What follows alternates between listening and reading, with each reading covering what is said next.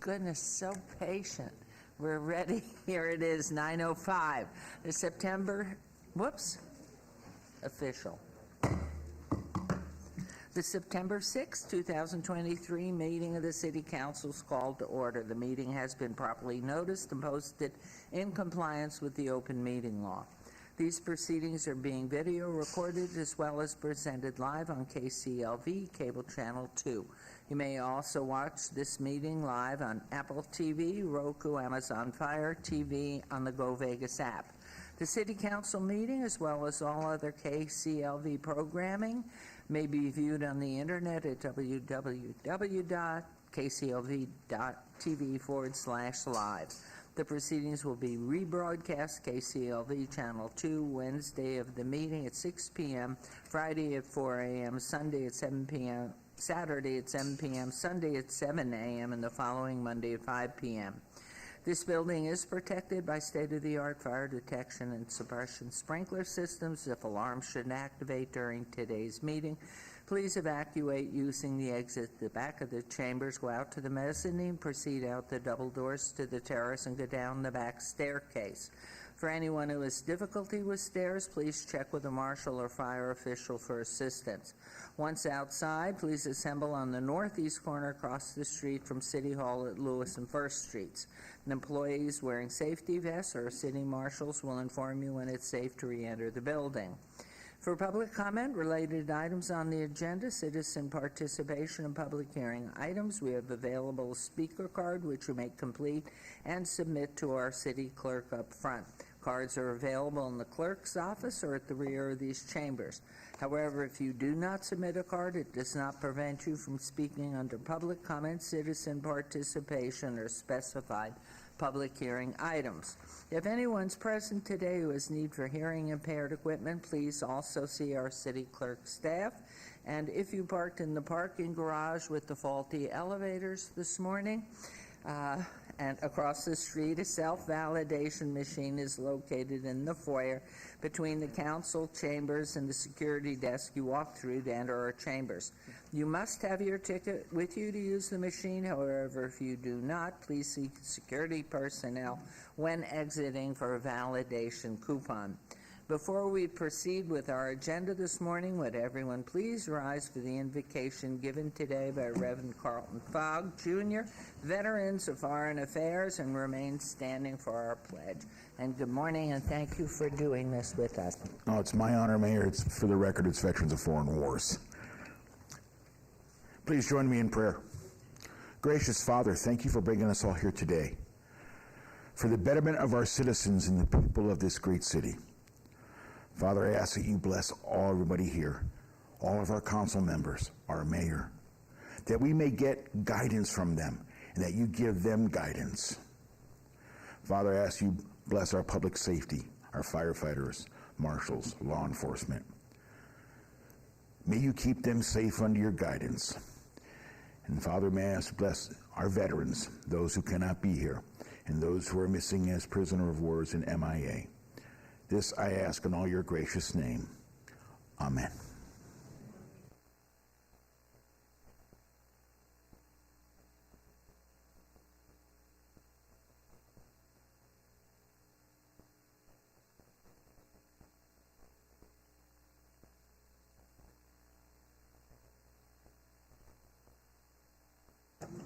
And we will now proceed down with you for our ceremonials.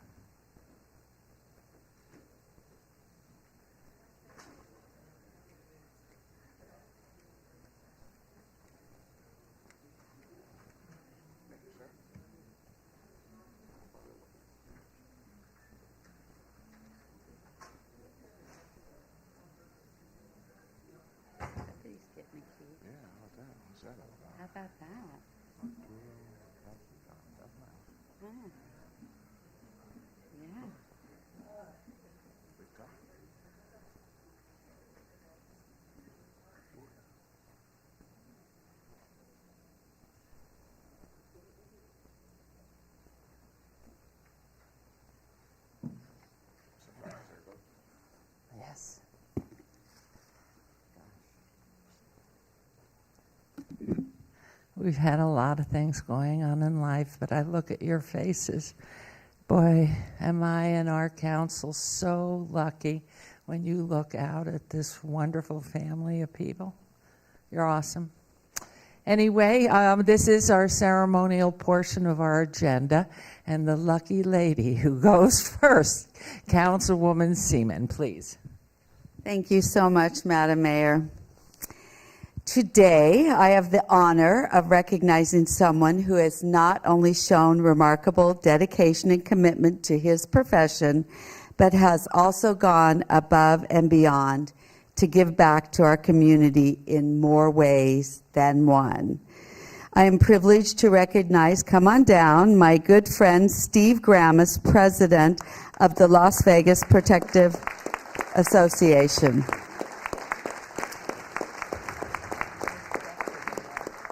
We will be recognizing him as the Citizen of the Month. Good to see you. Yes.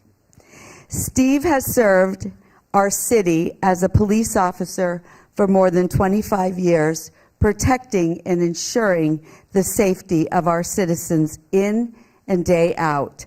His unwavering commitment to keeping our streets safe is commendable. We are truly grateful for that. But what sets Steve apart is his exceptional leadership and involvement in charitable activities that strive to positively impact our community. One notable event that showcases Mr. Grammas' leadership and philanthropic spirit is the annual Police versus Fire football game. In addition to the Police versus Fire football game, Mr. Grammas has continually worked to create opportunities to engage with the support of the community. From establishing partnerships with local businesses to provide Thanksgiving turkeys to needy families, to dedicating part of the proceeds from his Christmas light business to providing toys for children, Steve is always looking for ways to serve his fellow man. Today, it is with great honor and admiration that we recognize Steve Grammas as the City of Las Vegas Citizen of the Month. Yes, you can clap for that. His leadership and dedication shine through in his work as a police officer and his unwavering commitment to giving back. So, I am going to present you, Steve, with a proclamation from the mayor and the city of Las Vegas. Whereas President Steve Grammas of the Las Vegas Police Protective Association, LVPPA, has demonstrated exemplary leadership and commitment to improving our community through his extensive charity and work. Whereas Steve Grammas has organized the annual Police versus Fire charity football game, a highly anticipated event that brings together law enforcement officers and firefighters to raise funds for various charitable causes. And whereas the Police versus Charity football game, spearheaded by Steve Grammas, has not only raised significant funds, but has also enhanced camaraderie and fostered a spirit of collaboration between the police and the fire departments in our community. And whereas Steve Grammas has consistently advocated for the needs of our community and ensured that the vulnerable and underprivileged receive the assistance they require to lead better lives. And whereas Steve Grammas' selfless dedication has positively impacted numerous charitable organizations and individuals within our community, and now therefore be it proclaimed that the mayor and the city of Las Vegas declare September 6, 2023 as Steve Grammas Day. And I have to say, this is not only Steve, but all of the LVPPA. So thank you so much. And now I'll give this to Steve so he can say a few words. Thank you. Wow, Steve Grammas Day. Clearly, we've run out of people to honor, no doubt about it. No, this is an exceptional honor. When I started, I was born in New York, but I only lived there when I was a year old. I left. My father was a police officer in New York. moved out here, became a police officer. My brother's a police officer. My brother-in-law is a police officer. My nephew's a police officer. My sister-in-law is the head of the CSI program. My niece is a CSI. So law enforcement's in our blood. And you don't do it for beautiful things like this. You do it to just help the community in different ways. And you'll see someone like Savante here who knows me from my football work when we were doing stuff with youth football.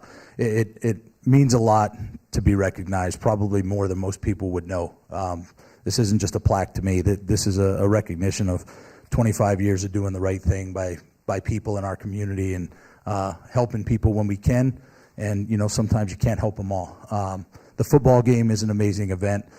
This year, the firemen beat us, unfortunately. But I kept telling everyone we actually threw the game so that the third game would be more enjoyable. But no, on behalf of the true leaders, I think always recognize the teams that work around them. And the folks that I have here with me, Adela, Bob Glowinski, Brian Yant, Scott Nicholas, Dan Coyne, John Abel, my entire team does all the work. I'm just the face of the group, and I just get to be a part of what they do. So I really think that it's an entire team effort. But I will accept this. I thank you all so very much. It means so much to me, and I will cherish this until the day I leave this earth. So thank you all on the City Council very much. Thank you.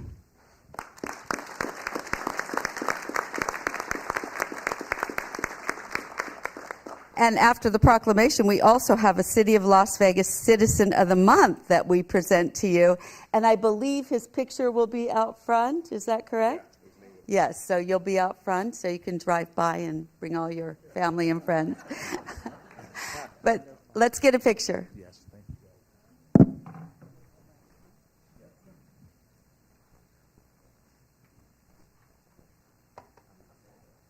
Thank you for doing that. Okay, yeah. You're an athlete.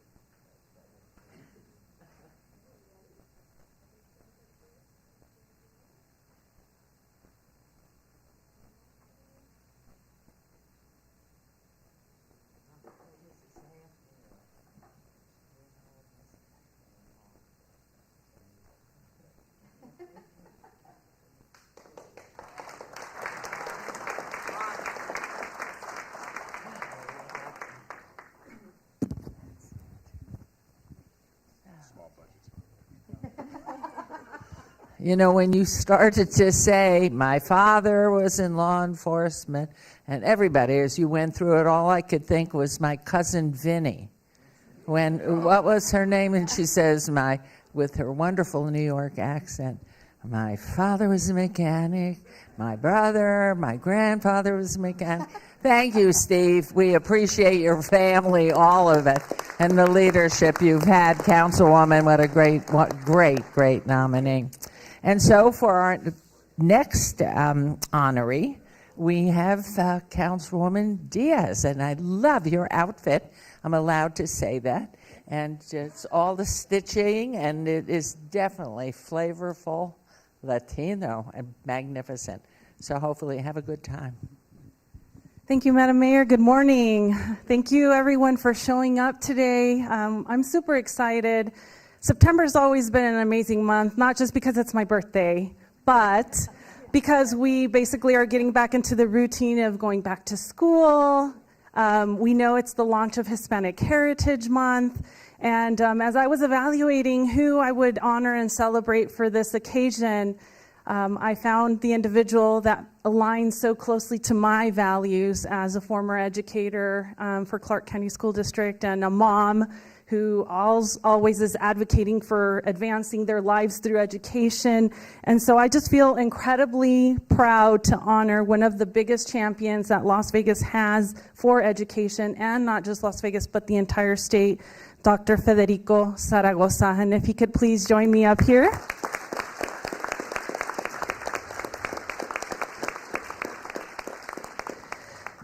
So Dr. Zaragoza has led CSN for the past 5 years, and over this 5-year tenure, he's accomplished so many wins, not just for CSN, but for our residents and our community who benefit from greater access to quality higher education, continuing education programs, workforce programs, and also they are constantly engaging our community as well and helping to lift and just celebrate together. So I'm just going to share some of Dr. Zaragoza's highlights. In 2022, all CSN minority students had their highest graduation and transfer rates in the history of the college. In 2022, these success rates were at 33%. That means 33% of CSN students graduated or transferred in a 3-year period. And these were numbers that CSN has never seen. So I think it's worth an applause. That same year, CSN attained the highest number of high school dual enrolled students graduating with associate degrees from CSN, their high school early college programs. And I kind of hate that they have dual enrollment, because when I was going through high school, I didn't get all these college credits graduating from high school, but now you almost can graduate with an AA right out of high school. And so I'm a fan of that program in particular. Under Dr. Zaragoza's leadership, CSN partnered with Nevada State University to secure funds from the state legislature to establish the 70,000 square foot Betty Engelstad Health and Science Building at the Henderson campus. And the city of Las Vegas also has partnered with CSN to secure EDA funds to build a West Side Education and Training Center scheduled for completion in 2025. Yes, we're so excited about that feat. And we're anxiously awaiting news of another EDA grant in the east side of our wonderful city. So we hope to hear amazing news about that soon. Under Dr. Zaragoza's leadership, Achieving the Dream designated CSN as a National Leader College of Distinction in 2019. Dr. Zaragoza is the principal spokesperson for the college. He serves on various state and national committees and commissions and has received numerous accolades, including the Otli Award, the highest honor bestowed by the Mexican government to individuals and organizations whose work has empowered the Mexican diaspora and helped to open the path for new Mexican American and Latino generations. He received the Education Brillante Award from the National Society of Hispanics MBAs and the Texas Association of Community Colleges Carl Nelson Leadership Award. And I'm just going to kind of speak off the cuff here. I have had the honor and privilege of serving with Dr. Zaragoza on the Workforce Connections Board, and he is the first president of CSN to serve in that on that board. And I think that because he is on that board, he has able to just steer the work to another level in our region to make sure that workforce training opportunities are available and accessible. And one example is that he's offered space out of CSN to offer our employment hubs. And so I think he's just constantly a go-getter, a get-it-done kind of person. Let's make sure no one is left behind. And I want to just read a little snippet from his proclamation here, and then give him the opportunity to also address you all. So we also have, so it's going to be a Steve Gramas and Dr. Federico Zaragoza Day. So we get 2 for 1 today. So here in our proclamation, it states, whereas under his tenure, CSN has increased its dual enrollment offerings with Clark County School District and partnered with our very own city of Las Vegas to secure EDA funds to build a West Side Education and Training Center and one in East Las Vegas in order to serve communities who don't have access to these resources. And also, Dr. Zaragoza's commitment to education extends beyond CSN with influential roles on various local and national boards, including becoming the first CSN president to sit on Workforce Connections Board. I thought it was going to say in here about how you've done all of the amazing things, but Dr. Zaragoza, I truly just admire your work. You are one of those folks that we really keep at the top of mind when we do our work here at the city, and we couldn't be more lucky to have gotten you, snatched you from Texas and brought you into Las Vegas 5 years ago. And we just want to say the city is incredibly proud of all of your accomplishments, and we look forward for you. I know that there's a rumor out there that you're going to be retiring at the end of this school year. We know that retirement is well deserved, but I know that you'll still stay active as a volunteer in Las Vegas. So with that, thank you so much, and I'll let you address us. Thank you very much, Councilwoman Diaz, and thank all of you for being here. I want to recognize the CSN contingency. If you could just stand, please. I've really been blessed. I've really been blessed since day one to come into a situation where I was surrounded by individuals that wanted to make a difference in this community, and also by a city council and leadership that also saw the need for the College of Southern Nevada to reach out to all our diverse communities, and so that no communities would be left behind. So a lot of the projects that you've heard about, Mayor Goodman, we talked about this, I think, by my first week here when you interviewed me on your TV show. And it's running now, exactly. And I remember the mayor asked me to talk a little bit about some of the programs that we wanted to bring. And just a week before, City Council Creer had been in San Antonio with us to see some of these programs that we were hoping we could bring to the Las Vegas area. Programs like the Westside Education Training Center, which would allow us to go into the neediest areas, the highest, most lowest educational attainment rates, highest unemployment rates, to create bridges and bring training program to those areas and into those communities, because sometimes a mile is millions of miles away for people. They're truly obstacles. So we need to go into the areas where the need is. And so the West Education Training Center is a model that we use in San Antonio, very powerful to be able to create those bridges, because it makes no sense to bring all these great jobs and then have people that don't have the skills to get those jobs. And so the councilman from day one was a champion for that. And then we also saw the Advanced Manufacturing Center of Excellence. I don't know if you all remember that. And that was another one of those really important programs where you now have advanced manufacturing jobs coming to this community, but you didn't have the training programs to train your residents for those jobs. So many of these companies bring their own employees with them. Not while CSN is on the job. Our job is to prepare the local workforce for those amazing jobs. And that's kind of the mantra, I think, that we've been able to insert in terms of the leadership of the College of Southern Nevada. And I just hope that I brought a little bit of that Latinismo. And one of the things that I'm most proud of is that in my second year at CSN, I was able to connect with the music programs, and we were able to bring to fruition Mariachi Plata.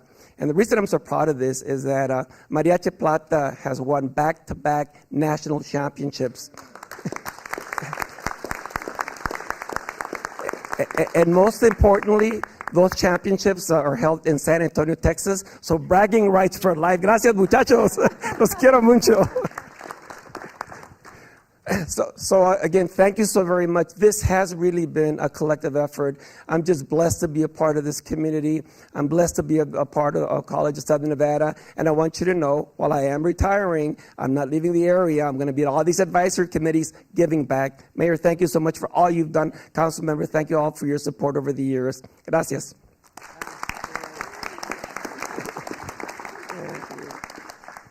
Gracias, Dr. Zaragoza. And I want to invite a former member of our body, former Councilman Lawrence Weekly, because I do have a special certificate for the College of Southern Nevada. And if he can come on down and just accept it on behalf of CSN, let's give former Councilman Weekly an applause.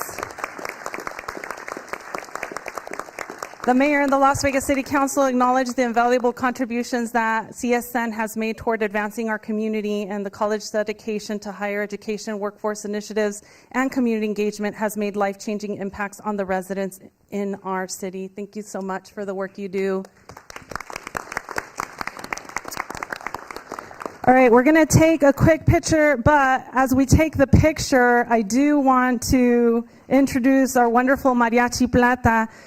Super proud of their accomplishments, like Dr. Zaragoza, since they've been back-to-back National Collegiate Mariachi Champions, and they have obtained this in San Antonio, Texas. So thank you so much for being here. Y viva Las Vegas. Go ahead and start playing, and then we'll take the picture.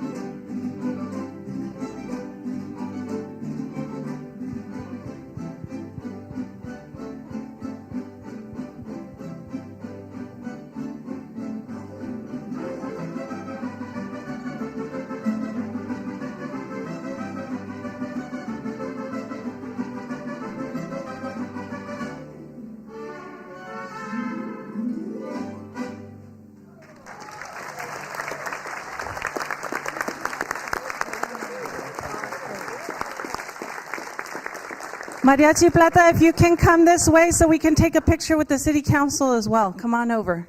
I know Dr. Zaragoza wants one of these pictures for the future. Come on in. Come on in, come on in, come on in. Like fill in the back, find a window. You may have to go all the way back. Come right on over. Nobody wanted to move.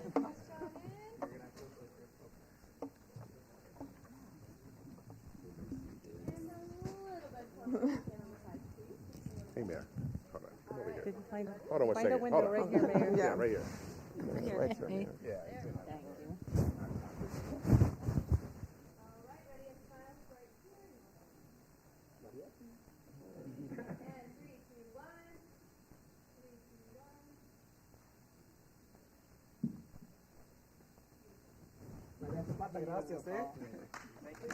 Congratulations, Dr. Zaragoza. What's amazing is they all sing as well as play an instrument.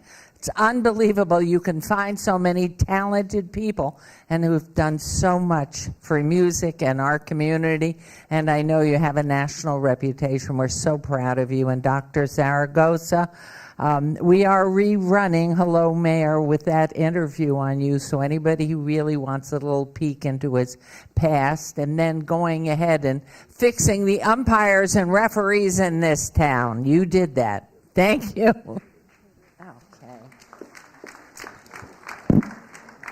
Okay, we have one more thing.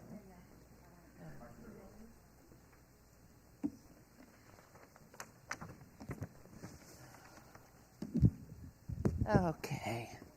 As you all know, we have had huge impacts from the monsoon that visited us last week, and we've seen some heroism that is unequaled. I don't know if we can show that video of... Okay, well, I want to call Arturo Castrejón. Where are you?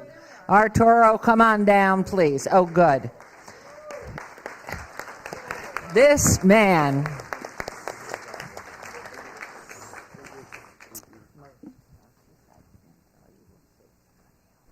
Please go. And when you watch this, This is a gentleman, if you've heard, both on Channel 5, the other channels, was driving. Well, you say what you were doing. It's not for me to say, and then we're going to honor you.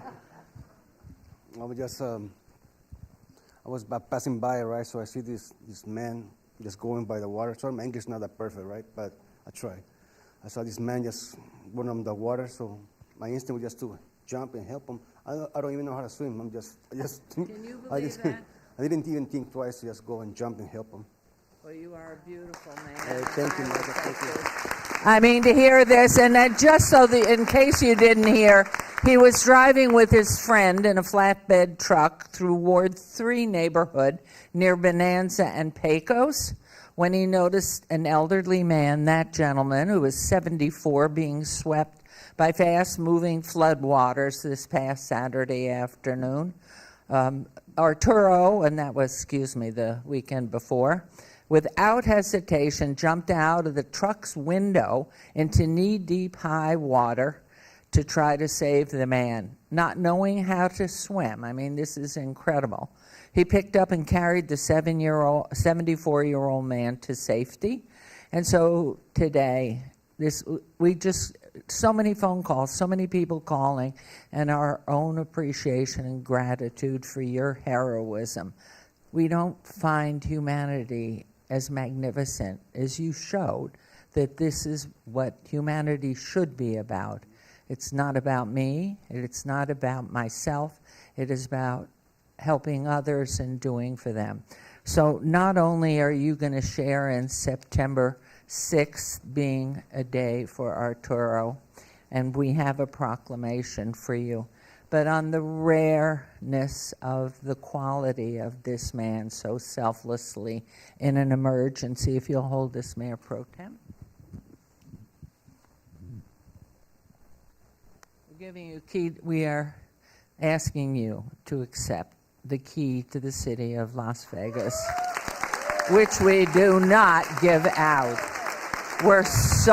You're a remarkable example of what we strive to be. And so, God bless. You're amazing. This is for you. No. And this also. Please look here. You know a hero now. You're a remarkable man, and we're so grateful to you. Have we found the gentleman yet who you saved? Well, I went to look for around, been looking for around about the neighborhood, but Yes. I don't see him, So we think I know this his might name be. is David, he's from Texas, but I don't know no more information about him. But isn't that remarkable? So if you see David, we'd like to make sure that we can get him together with Arturo. This is simply remarkable. So thank you so much on behalf of the city of Las Vegas, the council, everybody who calls this home. We're so proud of you.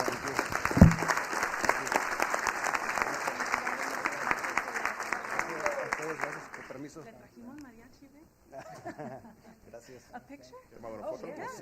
Una foto. Aquí enfrente. Right in the middle. Good? Okay. A ver, muestre sus llaves o qué le dieron. There, I'll hold this. Oh, No te preocupes. there you go. Wait, let me hold this, please. Open two.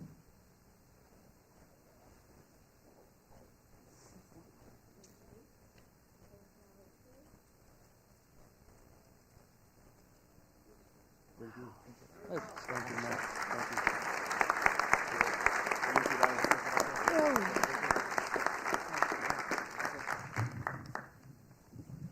So we will be 5 minutes while we switch over to artificial intelligence.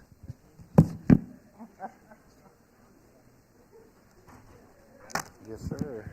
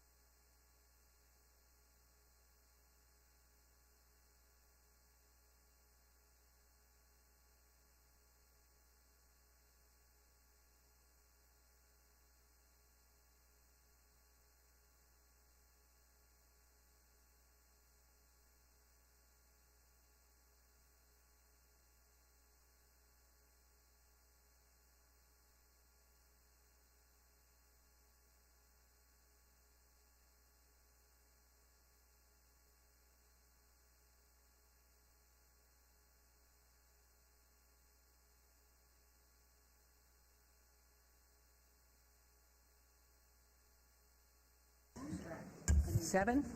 Okay, we're back. So sorry, folks, but a wonderful morning.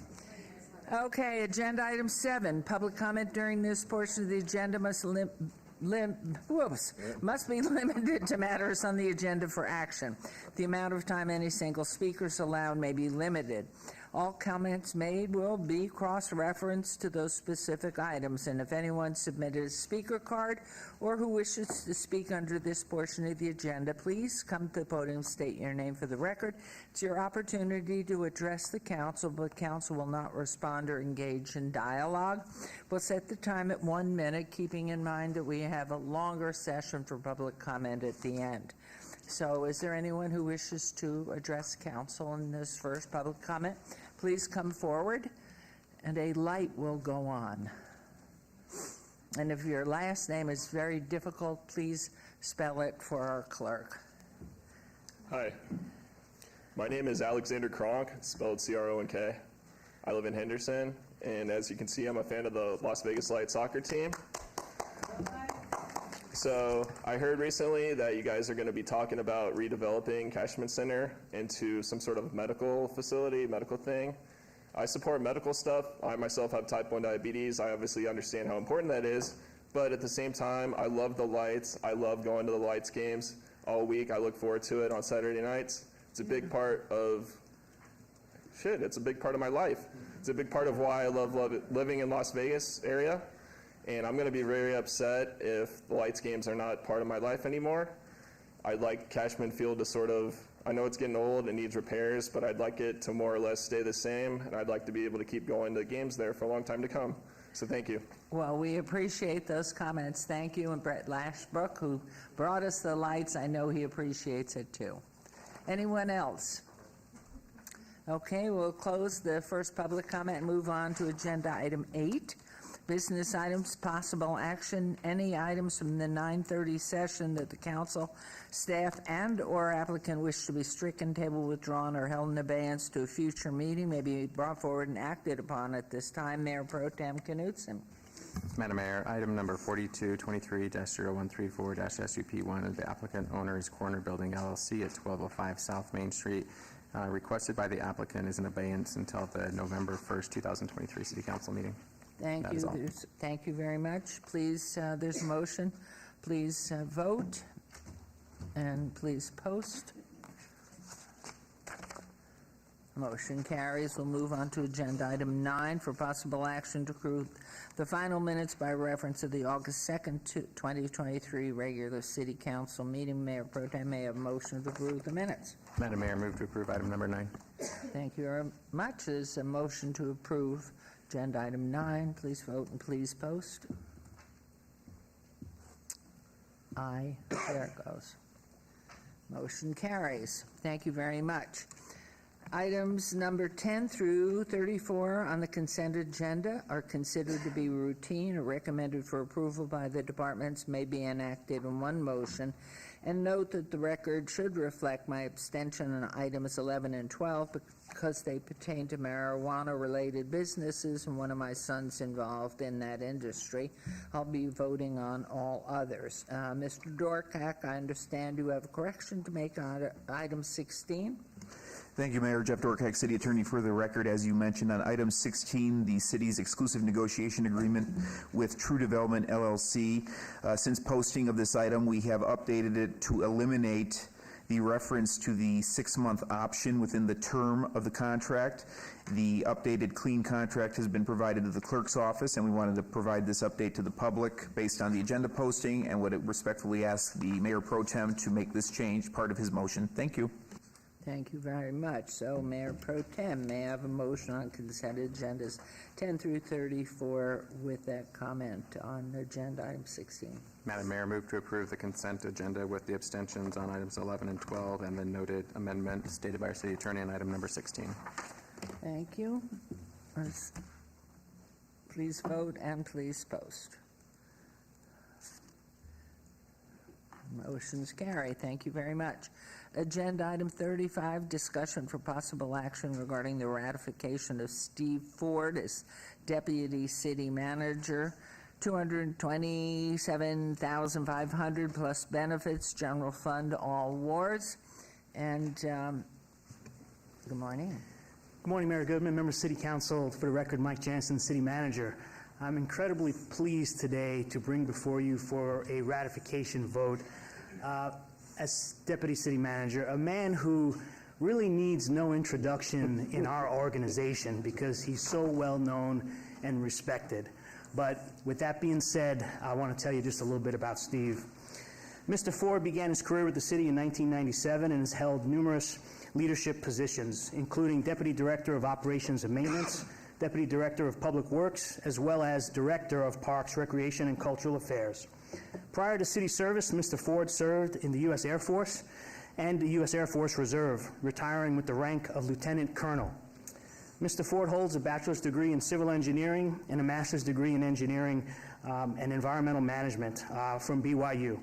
He's received certifications as a professional engineer and is a certified environmental manager.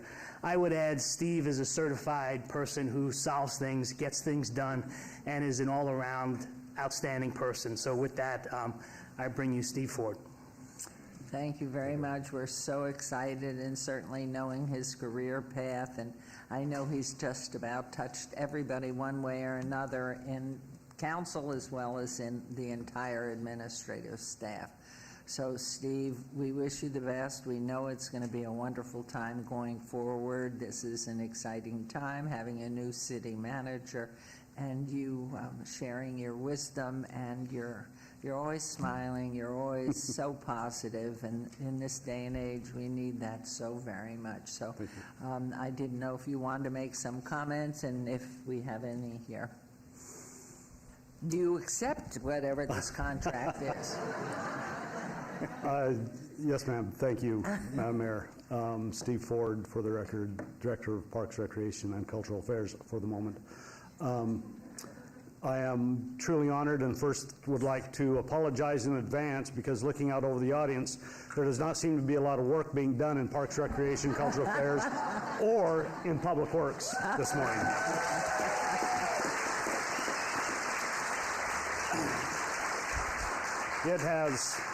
It has truly been an honor to serve as the director in Parks and Recreation and Cultural Affairs. I've learned so much, and I wish I could take the time to explain everything that we do in that department, the breadth, and I tell my staff this all the time, how much we accomplish and how many lives we touch in Parks and Rec. And it has truly been an honor. I'm just like to make mention, my wife Brenda is here in the audience with us, along with my youngest daughter, Tirsa. I am truly honored at this, and I've said this many, many times. I only hope that my contribution is acceptable. Thank you, Madam Mayor. Oh, beautiful. Where's your wife and daughter? Where is wife and daughter? Where are you? You're hiding. They're hiding right there. With the balloons. With the balloons. We should have had them come right on down. Well, we're just so excited. And how do you see this role, Mr. Jansen? What do you see as we're changing and moving things around? Could you explain to the public? Sure, Mayor Goodman, happy to address that. So we're going to be leveraging Steve's experience. So Steve's going to be the Deputy City Manager over 3 departments, over Parks, Rec, Cultural Affairs, over Public Works, and over Community Development. And as Steve's career has shown, he's been incredibly outstanding in his role for the first 2 departments, noted Public Works and in Parks. And he's also had a lot of involvement over the years with community development on all things planning and building related. So I think we're going to be able to leverage Steve's skill set and have him work closely with the team members in all of those departments. And I know the respect that Steve has is second to none in our organization, and his team is going to appreciate having him in that leadership role. Thank you very much. Any questions, comments here? Yes, Councilwoman, please. Thank you, Madam Mayor. I just think that seeing all the staff that are here in support of Steve's ratification just speaks to being that kind of a leader where he's stepping up right there with his employees to make sure that the processes are seamless And we need that momentum to continue as a city. We need to work as hard as we can for our residents, moving the needle every day to meet their needs. So I just want to say, since '97, wow. Thank you for your service, and thank you for wanting to continue to serve, and I'm very excited for you. Thank you, ma'am. Thank you. And Mayor Pro Tem, please. Thank you, Mayor.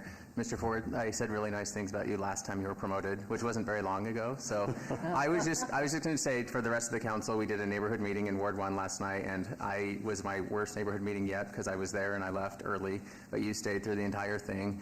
And on my way there, I was thinking about today, because I had to call you to make sure I got the time right. I still remember your phone number, your cell phone number from when I used to work here, and I used to call you all the time for a variety of issues. And so you're about the only person I still have the cell phone number memorized in my head. So that's just a warning. I don't need to even click a button. I just know the number in my head. I can call you anytime, any place, and I don't need a cell phone to do it. Yeah, so really grateful. I'm looking forward to working with you, and I like we're different. We see the world differently. Mm-hmm. We see the city differently, and I like the constant struggle, because I think that's where you get the best community, is when we can push and do it in a respectful way. So really grateful to continue to working with you in this new capacity, and thanks for watching Ward 1 for me last night. I really appreciate it. You're right. Thank you, ma'am. Well, we've got a big, bright future, and I know you're going to help drive us there. So, and with Mike Jansen, this is wonderful. Congratulations. And team, all the people that have worked with Steve, please stand up and give him a round of applause.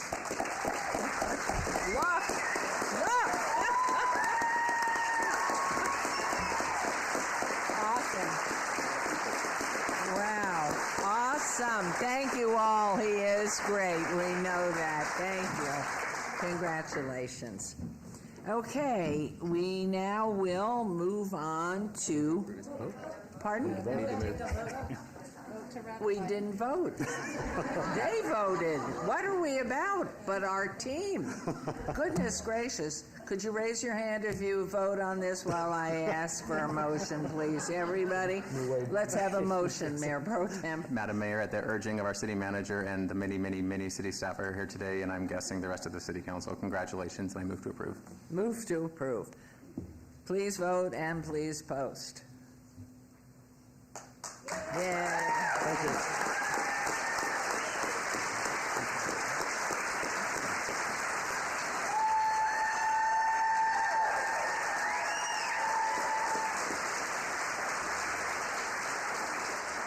Well, that was a real failure, Mr. City Manager. Wow, what a way to start. Wonderful.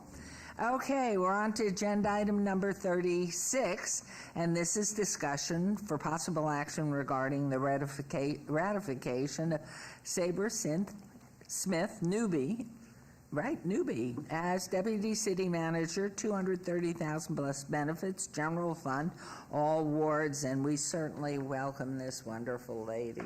So please, if you would. Mayor Goodman, members of City Council, again, good morning, and I'm so pleased today to bring before you for a ratification vote as Deputy City Manager, Sabre Smith Newby. Sabre is returning home to the city where her career started. Our paths crossed early on in her career, and since she was at the city more than 20 years ago, she's had an outstanding career. She's so well respected in our community, and I'm just truly excited to bring Sabre onto our team. A little bit about Sabre. So as I mentioned, she started her career in government over 20 years ago. Over the course of her career, Ms. Newby has taken on various leadership roles in government. Most recently, she was the city manager at the city of Reno, and she also served as the vice president of government and community engagement for UNLV. Ms. Newby holds a bachelor's degree in political science from Wellesley and a master's degree in public policy from Harvard. Again, I'm just thrilled to be able to bring Sabre to the city, back on our team, and with that, I introduce Sabre Smith Newby to you. Thank you very much, and could you tell us how you are asking her to take on Sure, Mayor. Again, we want to leverage the incredible skills Sabra has, and I mentioned she started at the city more than 20 years ago where she was in neighborhood services. One of the departments that will be on her team will be neighborhood services, so she'll be working so closely with Kathy and her entire team. She also spent a lot of time in administrative services and government affairs, both in her current role and when she was at the city as well at Clark County. And so she'll be working closely with Randy and his team on all things related to government affairs. And then last but not least, she'll be working closely with Dr. Malich on all things related to youth development and social initiatives. I think we'll be able to leverage her most recent experience on the education side at UNLV. And when I talked to Sabra, she told me the area that she's just really excited about is the youth development and social initiative side of her 3 teams. And so I know she's excited about all 3 of the teams, but I wanted to point out that that's an area that she's just excited to be on our team, and I am as well. And would you like to make any comment? And then we'll have some questions and then vote on this. Sure. Thank you, Madam Mayor. I want to thank Mike Jansen, you, Madam Mayor, the City Council for this opportunity and this privilege at public service. It's been a career for me. It's something that I'm committed to and that I've made my life, really. And I do consider it a privilege to serve the employees and the citizens of this fine city. I was born and raised in Las Vegas. It's where I make my home and raise my own children now, and it's given so much to me that I believe I have so much to give back. And so I'm very excited to come full circle back to where it started for me in local government under Mayor Oscar Goodman, strangely enough, doing homeless policy way back in 2002. So it really has been full circle for me, and I'm excited to bring all of the experience and relationships and everything I've done to bear here for our citizens and our employees. So thank you for this opportunity. Well, knowing you were valedictorian, I hate to ask, where did you go to high school here? I know there's going to go excitement. Where? I went to Bishop Gorman High School, but not the new one, the old one. We were terrible at football.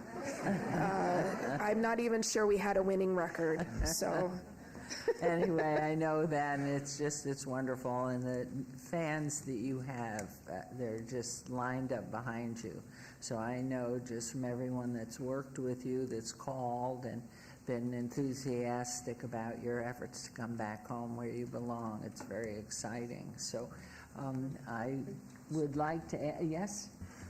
Thank you. Is there a Bishop Gorman song or something? There's a lot of Bishop Gorman songs. Ones that we some we like, some we don't anyway. like. Sabra, great welcome. I hope all this goes through. I think we would be remiss if we didn't ask this question of your current Assemblywoman now in the Nevada Legislature. What is the plan for that? Will you continue to serve? How is that going to map out now being a city employee if this all goes as you planned? Thank you for that question, Councilman Creer. Through you and to you, a little legislative joke there, sorry. Actually, I am resigning today, pending the ratification. I was in touch with LCB yesterday, so they have my resignation letter and are going to hit send to the governor today, so. Good question. Okay. Very, Thank you. very good. And just probably, I mean, there's no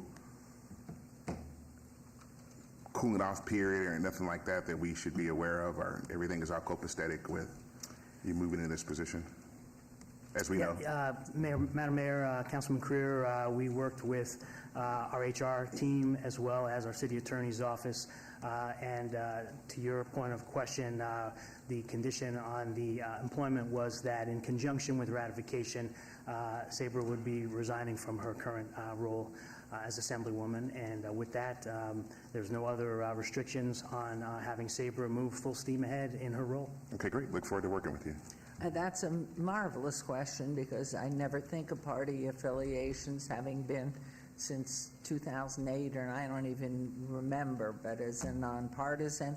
But that's a very difficult thing when you have partisan concepts, and so whatever your party is, not to tell you anything new because you've worked here before, but obviously the job is a nonpartisan one, and we really have to make sure that we are representing all the people of different opinions and different beliefs, that we do it fairly and equally. And I know I see you shake your head, but thank you for that question, because to me that's very important as we look to, and we are responsible for taxpayer dollars, and philosophically there is a difference there from the parties, and so to look at each item as we move forward and judge from the best of your ability, impartially and without partisanship.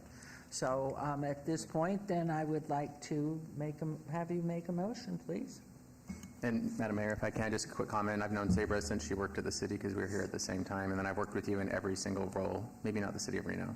I had one phone call with you when you were manager up there. But you are of impeccable character. You care deeply about the community. For all the employees that you now get to be responsible for and the work products, I think they're in good hands, and I feel very comfortable and confident. And I don't remember your number, but you live 2 blocks from me. So if I ever have an issue, if the cell phones go down in the world, I can just walk down the street. And as you're a Ward 1 resident, my rule is you don't get to complain to me. If you see something, do something. Don't say something to me, just do something about it. And I appreciate that, and full confidence in you, and looking forward to working with you. And with that, Madam Mayor, I'd move to approve Sabra Smith-Newby as our new Deputy City Manager. Wonderful. There's a motion. Please vote, and please post. Congratulations. Welcome home. Welcome home. Very nice. Okay, we are on agenda item 37, discussion for possible action regarding the approval of an appeal of a work card denial for Joshua Pouncey, DB, at the Olive Garden Italian Restaurant, 1361 South Decatur Boulevard, Ward 1, with Mayor Pro Tem Councilman Knudsen. Hi. Okay, and you will be, Mr. Floyd is coming? No, the appellant is coming. So. Nope. Okay. Ms. Adelby-Hurd, please. All right. Good morning, Madam Mayor, Council. Darcy Adelby-Hurd, for the record, Business Licensing Manager. Today, I present an important matter for your consideration. It's a work card appeal for Mr. Joshua Pouncey, who seeks to serve at the Olive Garden located at 1361 South Decatur Boulevard, which is in Ward 1. Mr. Pouncey has appealed the denial of his work card. His background check reveals some significant past incidents that merit your attention. On June 24th, 21, Mr. Pouncey was found guilty of 2 counts of battery on a protected person, later amended to a misdemeanor, and a related incident of resisting a public officer, for which he received credit for time served. Mr. Pouncey's report includes various incidents involving felony charges from attempted murder to domestic battery with a deadly weapon, amounting to 18 counts. He did plead guilty, and his dispositions were amended. On July 28, 22, he received a felony conviction for 1 count of battery with use of deadly weapon and a misdemeanor for 1 count of battery constituting domestic violence. The court sentenced him to 2 to 5 years of probation, along with credit of time served. Additionally, he was mandated to comply with several special conditions, including inpatient treatment, mental health evaluation, impulse control, and anger management evaluations, as well as counseling and treatment programs as deemed necessary. In his appeal, Mr. Pouncey has included a letter from the Salvation Army Las Vegas Adult Rehabilitation Center affirming his successful completion of a 6-month residential treatment program, culminating on February 22, 2023. This program encompassed individual counseling, 24 group counseling sessions, 960 total work therapy hours, 24 chemical dependency classes, 24 12-step studies, 12 relapse prevention classes, and 8 weeks of anger management classes. Additionally, he attended 3 AA-NA meetings weekly and maintained regular contact with his sponsor. Mr. Pouncey is present today to address the council and answer any questions that you may have regarding his appeal. If the council should choose to approve this appeal, the Business Licensing Department does recommend approval with a 1-year review and the site-specific work card as a cautious measure. Thank you. Thank you. Would you like to address council, please? Yes, hi, my name is Joshua Ponce. Thank you, council members, mayor, for your time. I will start with saying, I'll try to keep this brief, but I can't change the past, or I would, very much so. Unfortunately, my family has dealt with a lot of addiction issues, alcoholism on my part as well, and it became a very toxic environment to live in. It was not conducive to positivity, but thankfully, I can say I'm on the other side of that now. I kind of take it as a blessing now that I was arrested, that I got to go to the Salvation Army. They were wonderful. I was able to lead the worship choir and do tons of things, volunteer, feed the homeless, do my best to change the future and not, be defined by all the terrible things that have happened in the past. Thankfully, I have my boss, Lisa Gaudioso here. She's my boss at Olive Garden. I have her full support. They are wonderful there. I work with a lot of wonderful people, and we're a family. I've been working there since, I want to say, a month after I graduated the Salvation Army, February, so it would be March. And I have thankfully graciously been able to maintain my position there, working until this matter is sorted one way or the other. I'm scheduled 4 days this week after today, so hopefully this works out for the better. But my mother is here as well, who was involved in everything, and I have her support as well. Well, thankfully, my family has been able to heal and mend our relationship, and that's what I'm focused on now, doing everything I can to make sure I take every step forward in a positive manner and have a positive impact on the people around me, society, pay my part and pay back for all the terrible things. I take accountability now, and I'm able to be responsible and take care of myself and not have to, rely on my parents. I can actually give back to them when they need help, and help my grandmother, who's one of my favorite people, and, she's going through sickness right now, and I'm able to be there for her. So that's a gift, and every day moving forward is a gift. So thank you so much. One step at a time, every day forward, never backwards, never backwards. We do have the support of his employer. We do, yes. And we have a letter, and they are here as well. Okay, thank you. Any questions? Yes, Councilwoman Polensky. Thank you, Madam Mayor. Can Lisa, the general manager of Olive Garden, come to the table? Just couple questions for you. Would you please come on down? Could you do that in your name? Thank you very much. It's wonderful. Love the Olive Garden, your salad special. How are you? My name is Lisa Gaudioso. My last name is Gaudioso, and I am the general manager of the Olive Garden on Decatur. And thank you for having us, Mayor Goodman and Council. Josh has been a wonderful part of our team since he's been with us. It's a joy every day to have him come into work. He's a team player. He is nothing but of high character and integrity. And he did come into me with what had happened, and in full transparency. And I am a big believer of second chances. And I know, the Josh I know now is nothing reflective of his past. And I think the past does not equal the future. And I am a true believer in him. Beautiful. So, Thank you. Please, Councilwoman, did you wish to ask questions, please? I do. He's been in your employ for 4 months, 5 months? No, almost a year. A year? Yeah, right? No. Has it been that long? I think it's been 6 months. Sorry, I have 100 employees, so I sometimes like the timeline, yeah. But he's been to work, every day. He's, like I said, he's a full team player. He has never given us any indication that he's anything but positive, of high integrity. He's great. He's a joy. Everyone loves working with him. And yeah, he's just a wonderful part of our team. My question is, I guess, more perfunctory. He's worked for you for a year, and he's worked as a server, correct? Yes. And he's applying through Metro for a work permit so that he can become a bartender, correct? No? Right. The reason why all of our servers, they serve the wine at the table, so they're considered bartenders. Okay. Which is the reason why he needs a sheriff's card. Okay, so, but he didn't need the sheriff's card the past year he's been employed? No, well, because we just started getting our work card compliance like back in order post-COVID. And so we were going through our roster and trying to find out like everyone who did not have one. And that's why he came across as somebody who could not get his card. Okay. There are other positions that, under your purview, that don't involve alcohol serving, correct? Right, yes. Correct?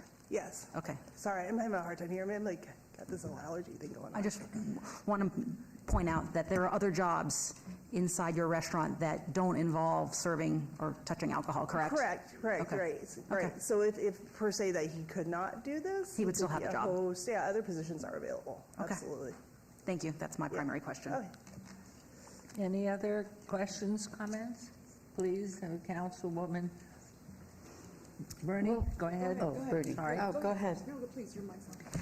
I just wanted to know what Olive Garden this was, Decatur. Oh, the one in Decatur, 1361 South Decatur? so I can ask for him. Yeah, absolutely. Thank you. Thank you. Great. Councilwoman Bernie? Thank you. Josh, thank you for being here this morning. Could you describe, I know you went through the Salvation Army program, could you describe your current plan or sort of treatment program? I know you graduated, but what are you doing now to sort of maintain the connection to therapy and recovery? Yeah, definitely. Through the Salvation Army, we were required to attend meetings of AA or NA, depending on what our problem was. So I was AA. Thankfully, I've completed my counseling and stuff through my probation and stuff. But I am gonna keep going to meetings. I live with two of my friends I've known for years, and one of them has now decided to get sober with me. And he stopped drinking. He's been not drinking for a month and a half at this point, but he's, thankfully I have supportive people around me. Even just working at Olive Garden, all the people there are very supportive. No pressure to do any drinking or anything. They're really positive and it just helped me realize how much better the future can be, and I want to keep staying on this path. I really love the position I'm in and dealing with people. I get to meet all sorts of people, and they're all wonderful, and I get to help them out and make sure they have a good experience, and that's really what it's about. Like I said, it's a family there. So. I would like to request, I don't know if I'll check with our city attorney, but I appreciate the site-specific work cards. Darcy, I would like to actually ask for a quarterly review and not an annual review should we move forward on this work card approval. Through you, Mayor, the background checks are like 6 to 8 months to get back from Metro, so I don't know that we'll get the review back that quickly. We could get scope, but we wouldn't get a full review back as quickly as you'd want. We could maybe do like a 6 month and then an annual. We might be able to get that quicker. So does the review just include a background check, or is it just checking in with maybe the employer to see how things are going, or? We do compliance checks. We would have our team go out to do a compliance check to make sure everything is still, copacetic, but then we also have Metro do a check as well. So we do the two pieces. So can we do a 6-month background check, but a quarterly compliance review where we go out and visit? Yes, we could do that. Okay, thank you. Well, and I would say that if in fact that's something you might like, you would suggest it to Councilman Knudsen, since it's his ward and his area of examination there. And Councilman, is that all right? Thank you, Madam Mayor, through you. Mr. Pouncey, first, I want to congratulate you on all of your hard work, your rehabilitation, all of the tough times it seems like you have gone through to get to this position today.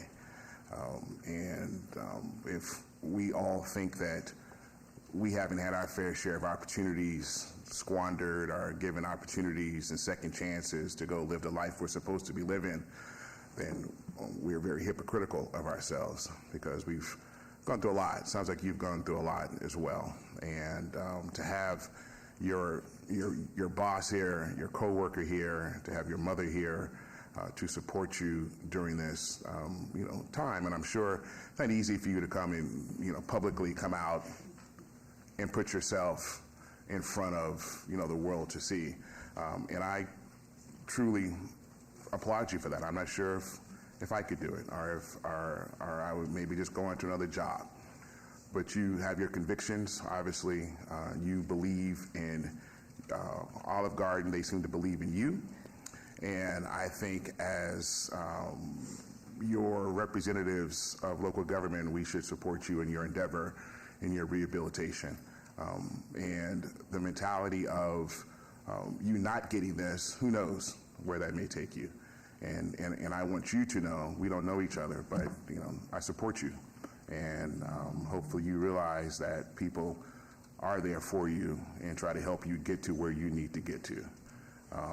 All the best, my friend. God bless you. God bless your journey. And I hope you continue on the path. And who knows where you may be in the near future. Stay in touch. I am in full support of this. And you will go to Olive Garden on Decatur. Yes. Going out there and seeming awesome. Okay, Mayor. Yes, please, Councilwoman Plensky. Additional question, Josh. Your mother filed an extended protection order against you, and it's active until May 2024. Has that been dropped? Yes. So both of my parents had protection orders in January, right at the beginning of January. They both went back to have them dropped, and then came to my graduation. The judge was very happy to see that happened, and that they got to see me. She was very supportive as well. That was Tara Newberry, but yeah, they've both been dropped, and like I said, she's here today. So. Good. I'm glad that we're not breaking the TPO right now, so that's positive. Additional question, and I'm just basing this on all the reading. I've read it time and time again, but after the 18 counts of domestic violence battery, how much time, you were sentenced to 2 to 5 years probation with credit time served. How much time did you serve? I believe I was there for almost exactly 90 days in jail at the CCDC. Okay, well, I personally question whether you should be out of jail right now. That was 15 months ago. So I don't have the same comfort level as my colleagues.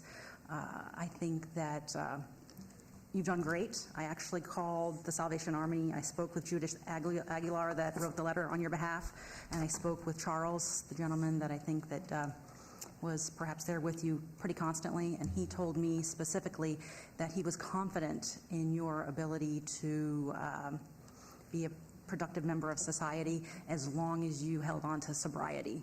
So I would like to see you work. I want you to have 1 job. I want you to have 2 jobs, maybe even 3. But I think it's critical for you not to be around alcohol. Yeah. So I'll be voting no. Thanks. Councilwoman Diaz. Thank you, Madam Mayor. Mr. Ponce, I do see your efforts to change the trajectory of your life, and I can appreciate that. I know that, I was once younger and probably didn't make the best decisions in that moment in time, but I do believe that every day, like the mayor just articulated, is up to us to make the best of that day. And it brings me comfort that it is site-specific, that we're giving you this ability to serve, but I also think you can't live in a cocoon post being an alcoholic and then having to be around offerings of alcohol. It is something that you're going to have to work on every day to remain strong, to see the value of staying sober, and ensure that you keep yourself from not becoming the person that you no longer want to be because you have made that decision. So I feel fully confident that by giving you this opportunity to continue to work within Olive Garden, you have that supportive team that I hope will continue to be your cheerleader, and I hope that you continue to advocate and ensure that other people that are struggling with that same vice are seeing that there is a way out and there is a better way, and you live a way healthier and happier life with your friends, your family, and your coworkers. And I just am going to do the same as some of my colleagues up here and bless that path for you, and hope that you remember that the council does believe that you can do it and you can stay strong. Mayor Pro Tem. Thank you, Madam Mayor. Just a couple of questions. On behalf of the Olive Garden, and I apologize, I missed your name. Oh, Lisa Gaudioso? Gaudioso. Ms. Gaudioso, do you understand by signing that letter and by standing up here representing the Olive Garden, do you understand the relationship between what this council may approve and what your responsibility is? Absolutely. Yeah, thank you very much. Mr. Pouncey, I think it takes an incredible amount of courage to stand up here and do what you've done today. I am pretty familiar with the Salvation Army's program, and I believe their program is one of those. The goal is you. So when they tour us through and they talk about how they're trying to change lives, they'll refer back to you and saying, this is how we change lives, and you're an example for other people. So it takes an enormous amount of courage to stand up in front of a judge and jury, and I do not want to be a judge and jury. I think my job is to make sure that we have economic growth in the community and make sure that we align ourselves with the best and the brightest. And Ms. Adelby-Hurd, can you mention your recommendation again? Sorry. Our recommendation is for a one-year admin review and site-specific work card. So I'm going to follow that recommendation if you're comfortable with that, sir. Yeah. And then I would wish you the more breadsticks for everyone and more tips for you. And keep it clean and make sure you understand that the entire community is here to support you and you need to support the community as well. And with that, I would move to approve based on the recommendations from our business licensing manager. Thank you. Thank you very much. There is a motion. Please vote and please post. Congratulations to you, and wish you the best. Thank you, thank you. Thank you. Thank you very much. Okay, we will move on to our boards and commissions. Whoops. Discussion for possible action regarding the appointment of Mike Jansen to the Directors City Parkway 5, Inc., Las Vegas Medical District Corp., and Las Vegas Economic Recovery Corporation. Procedure for these boards is appointment by the City Council, which will fill vacancies created by the resignation of Jorge Cervantes. Mayor Pro Tem, please make a motion on this item. Madam Mayor, move to approve Mike Jansen in the mentioned positions. Thank you. There's a motion to approve on agenda item 38. Please vote. I don't know. What vote? Motion carries. Thank you very much. And now we're on to agenda item 39, discussion for possible action regarding the appointment of the following nominee to the Board of Directors, City of Las Vegas Strong Start Academy Elementary Schools, Inc., Astrid Angulo, and that's my designee, to a 2-year term ending September 6, 2025. All wards, and Ms. Angulo is nominated to replace Ms. Heather Ney, who will be serving Strong Start Academy Elementary School as a AmeriCorps service member. And I move to approve, please. Please vote, and please post.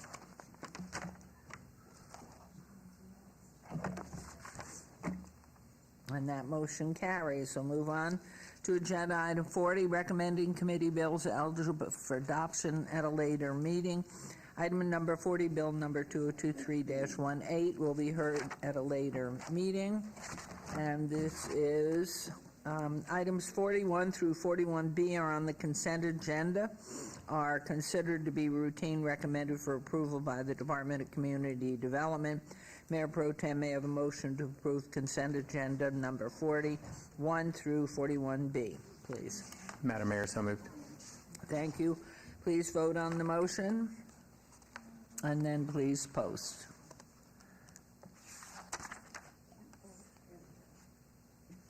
Okay. Thank you. And that motion carries, and 42 has been obeyed to the 1st of November. And so we're on to reports, presentations, and that's agenda item 43. Report by Jamie Gillis, founder and president of Centro on the Las Vegas Arts District and a public-private partnership to ensure creativity and vibrancy. Ward 3 with Councilwoman Diaz. Hi. Good morning. Good morning, Mayor and Council members. I'm Maggie Plaster, Deputy Director of Parks, Recreation, and Cultural Affairs, and I'm here to introduce Jamie Gillis. She's the founder and president of Centro, a consulting firm out of Denver. She's been consulting with the City of Las Vegas, specifically Economic and Urban Development, and Parks, Recreation, and Cultural Affairs for the past year to ensure the creative vibrancy of the Arts District. She has some recommendations that she wants to share with you today. Just to give you a little bit of background about Jamie, she's been consulting for quite some time. She's consulted with at least 70 cities, both nationally and internationally. She's consulted with over 20 arts districts, and she helped oversee the creation of the River North Arts District in Denver. And so now I'll turn it over to Jamie for her recommendations. Great. Thank you, Maggie. Madam Mayor, members of council, thanks so much for the opportunity to present today. I'm going to walk you through a brief presentation, which you all should also have in front of you, and then be happy to take any questions. As Maggie mentioned, I was invited in to take a look at the Arts District about a year ago. This conversation came after I think some media news stories began to emerge starting last summer about concerns about artists being priced out of the district. What is an arts district in Las Vegas if the artist can no longer afford to be there? And this is a challenge that I will say is not unique to you all. Many arts districts across the country have seen it, and certainly that's what led to my involvement in Denver in the River North Arts District.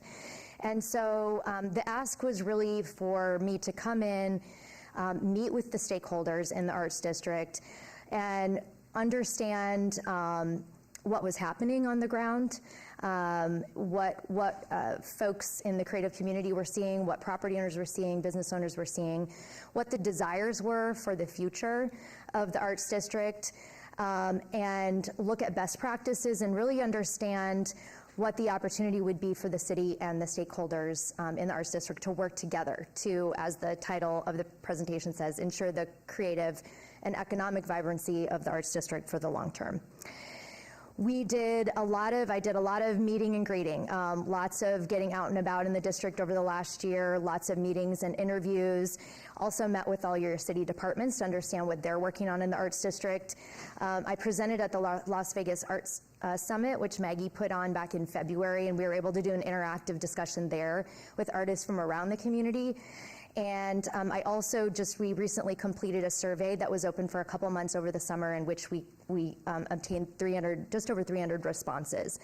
Those responses came from across the community. There were obviously a lot of input that we got from Arts District stakeholders themselves, from creative businesses, from restaurants, from bars, from property owners, from residents, and we also obtained input from artists who were outside of the district, as well as visitors to the district. So we were able to really get a good sense and breadth, and all of that, we got a ton of information will be available on the city's website for the full survey download. I just wanted to share a few quick snippets that tie into some of the things we'll be talking about today and the recommendations. We asked generally about perceptions around the Arts District in terms of what the city's role should be. And so what you're seeing in purple there are the items that folks strongly agreed with, that the city should take a role in protecting the artists and creatives that are there, that artists and creatives need support to ensure the authenticity of the Arts District, and that there are tools and support required and able to allow that to happen. We also asked about concerns of folks in relation to not only arts items, but homelessness, safety, physical environment, and things like that. And so what you can see here is that overall, folks are very concerned about the overall loss of the arts and the Arts District, the loss of artists and creative spaces, the affordability concerns. And then there are also issues that are addressed here. Parking comes up always, but safety, homelessness, and also just wanting to be at the table in decision-making came up as important. We asked how involved the city should be in determining the direction of the Arts District, and I think what you're looking at in purple across the board, you can see all the different stakeholders feel like it's the city's role to support the local vision of the stakeholders for the Arts District. And then we also asked about all the many things that would be helpful to support and assist artists and the greater art scene in Las Vegas to thrive. There's a lot of things on here. This is just for your reference. But just to say, we took all of these into account in making our recommendations in some way, shape, or form. So I always believe in the community and district and neighborhood work that I do, that everything starts with a vision. If you don't have a clear vision, then nobody knows how to rally around that vision, be it your city departments or you as electeds or the stakeholders that are coming in and making investments there. So the Arts District vision really emerged through the conversations that we had with folks in the community. And there were 5 key takeaways that I tried to summarize here that in talking with stakeholders really resonate. One is that people really see the Arts District as the epicenter for arts, creative ideas, and the creative economy in Las Vegas.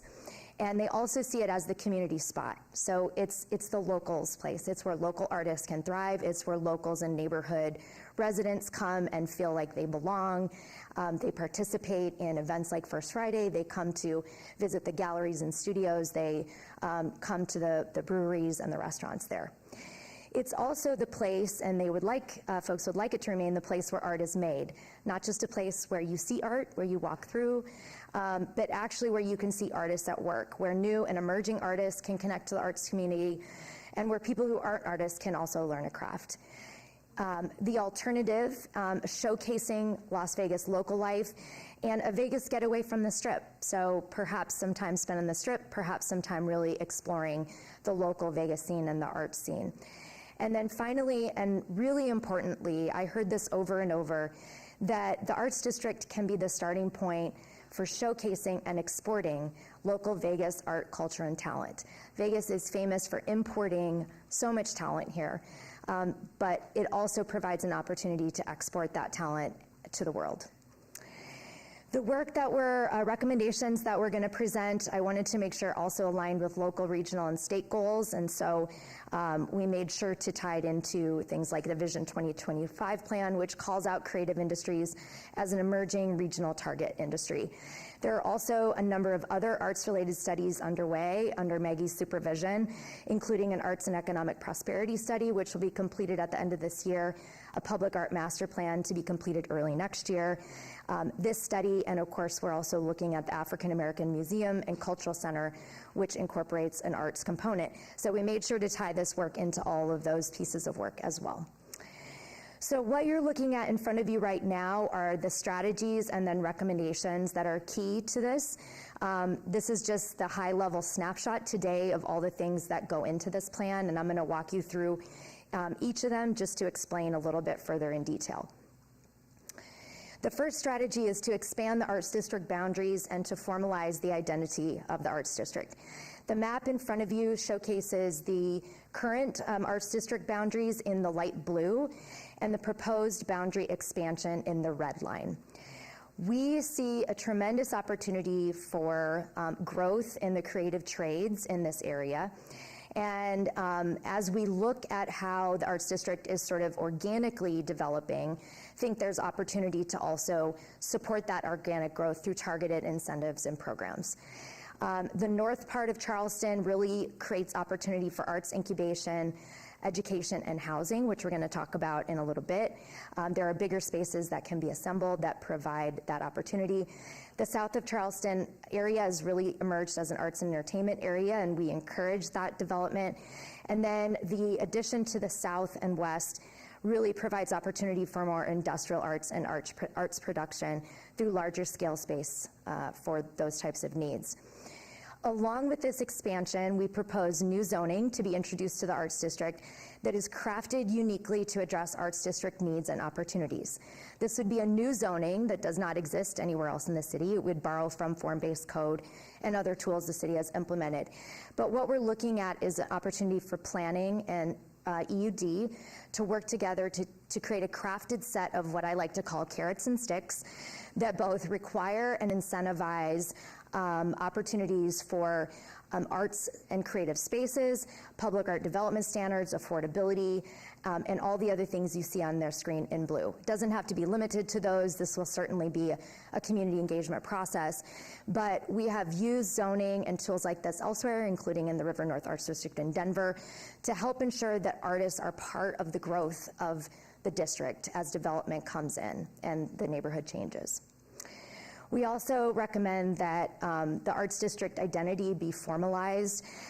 With an expansion, it's no longer 18 blocks, but 18B is the original heart of the district. So 18B remains as the original center, and we expand the boundaries to establish the identity formally as the Las Vegas Arts District, which we would incorporate in branding, signage, wayfinding throughout the district so that people really had a sense of entry as they came into the neighborhood, that they knew where they were. And then the final 2 points here are just ensuring that city teams know their role in supporting the plan and that stakeholders know their role in supporting the plan. And that goes back to the vision statement at the beginning, that we want this to be a true public-private partnership, that everybody sort of knows the end game that we're working towards. The third item under Strategy 1 is to restore the Paintbrush Gateway. As I'm sure you all know, the gateway has not been lit up now for several years. It needs some significant work, but the stakeholders in the district feel it's important that it remains and that it come back to life. And so we are recommending the restoration of that. Some money has begun to be set aside for this. The total cost to restore is about $750,000. That actually includes about half of that is the restoration costs, and the other half is a partial relocation.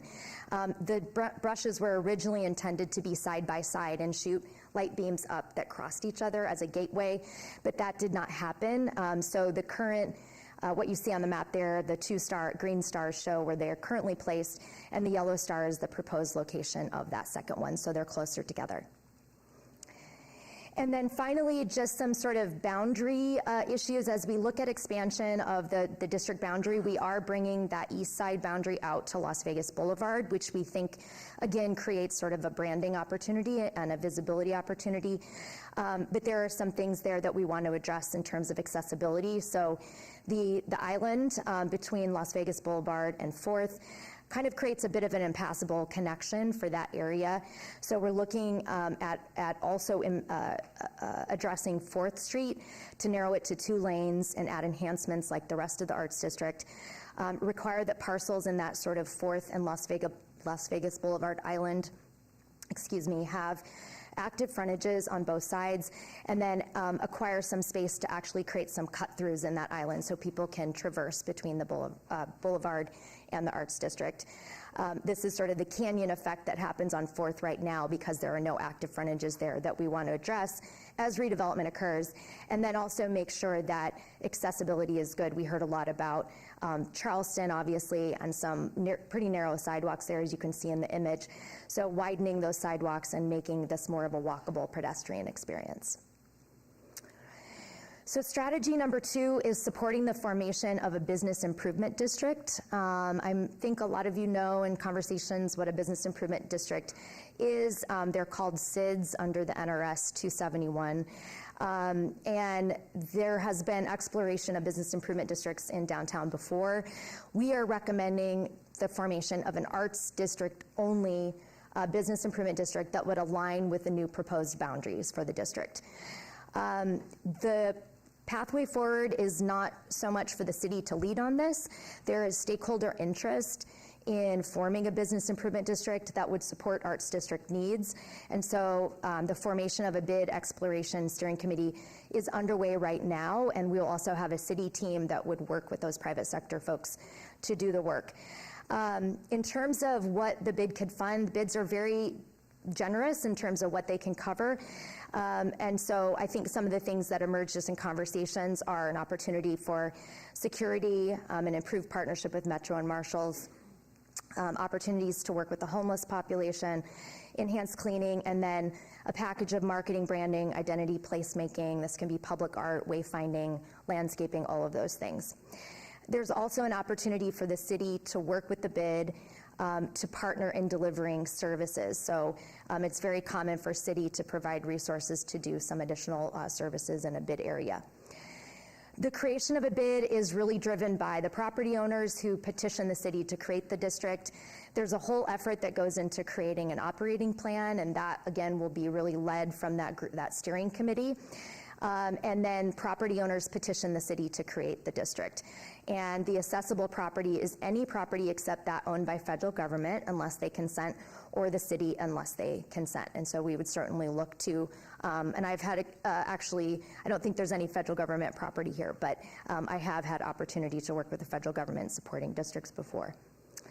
We'd also want to make sure that should a bid be formed, that we're supporting the effective delivery of bid services. So looking at best practices out there, there are organizations such as one known as Block by Block that provide services, safety, cleaning, outreach, hospitality, landscaping, and they're sort of come in and they can create a unique approach to addressing stakeholder needs in a district.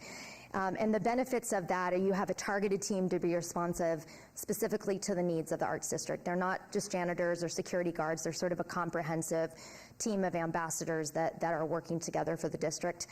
They also create workforce development opportunities. For example, Block by Block has a second chance program. They provide training, benefits, opportunities to move up. They hire local. So they do all their training and hiring local for folks to come into the system. With the formation of Business Improvement District, we also would support the evolution of 18B to allow them to evolve and work in partnership with the Arts District. So, for example, if the bid covers maintenance, safety, placemaking, 18B has expressed a desire to expand on their marketing, events, and programming, but also serve almost as a foundation that could raise funds to provide artist support and paid opportunities to support artists, formation of an artist collective, and additional fundraising to serve artist needs in both the Arts District and outside of it. Strategy number 3 is creating new spaces to facilitate artistic creation, and we've divided this into 3 sections. So the first is we would like to move forward a feasibility study to establish an arts education and or workforce training facility. We heard a lot about a need for creative trades here, and that's not just folks looking to learn the art of painting or sculpture, but it's who does theater design, costume sewing, lighting design, music design, all of those different things that serve this community in this region, and creating a trade school that would, or workforce training center that would support that. So that will start with a feasibility study to see kind of what the actual focus would be and move from there.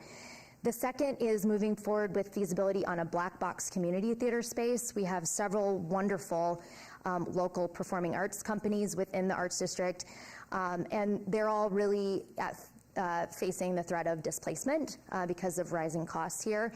And there is no other localized facility for them to use that's community-based. So we are looking at the possibility to co-locate that within the arts-based development, which we'll be talking about here in a moment. And then private sector spaces really ties back to that zoning and EUD piece I talked about earlier, which is developing tools to incentivize the addition of creative space in new developments and incentives to encourage use of existing vacant space into creative space in the Arts District. We asked a lot of questions, again, that helped us kind of shape our recommendations, looking at the different types of mediums that artists in the district are practicing and those outside of the district are practicing that we might need to address as we're looking at these spaces and our recommendations. We also asked folks if they want to stay or move into the Arts District. And so you can see on the left, that's folks who are in the district, artists and creatives right now, if they plan to stay. And 67% said yes, and 25% said maybe, really depending on whether or not their rent goes up too high if they can't afford it.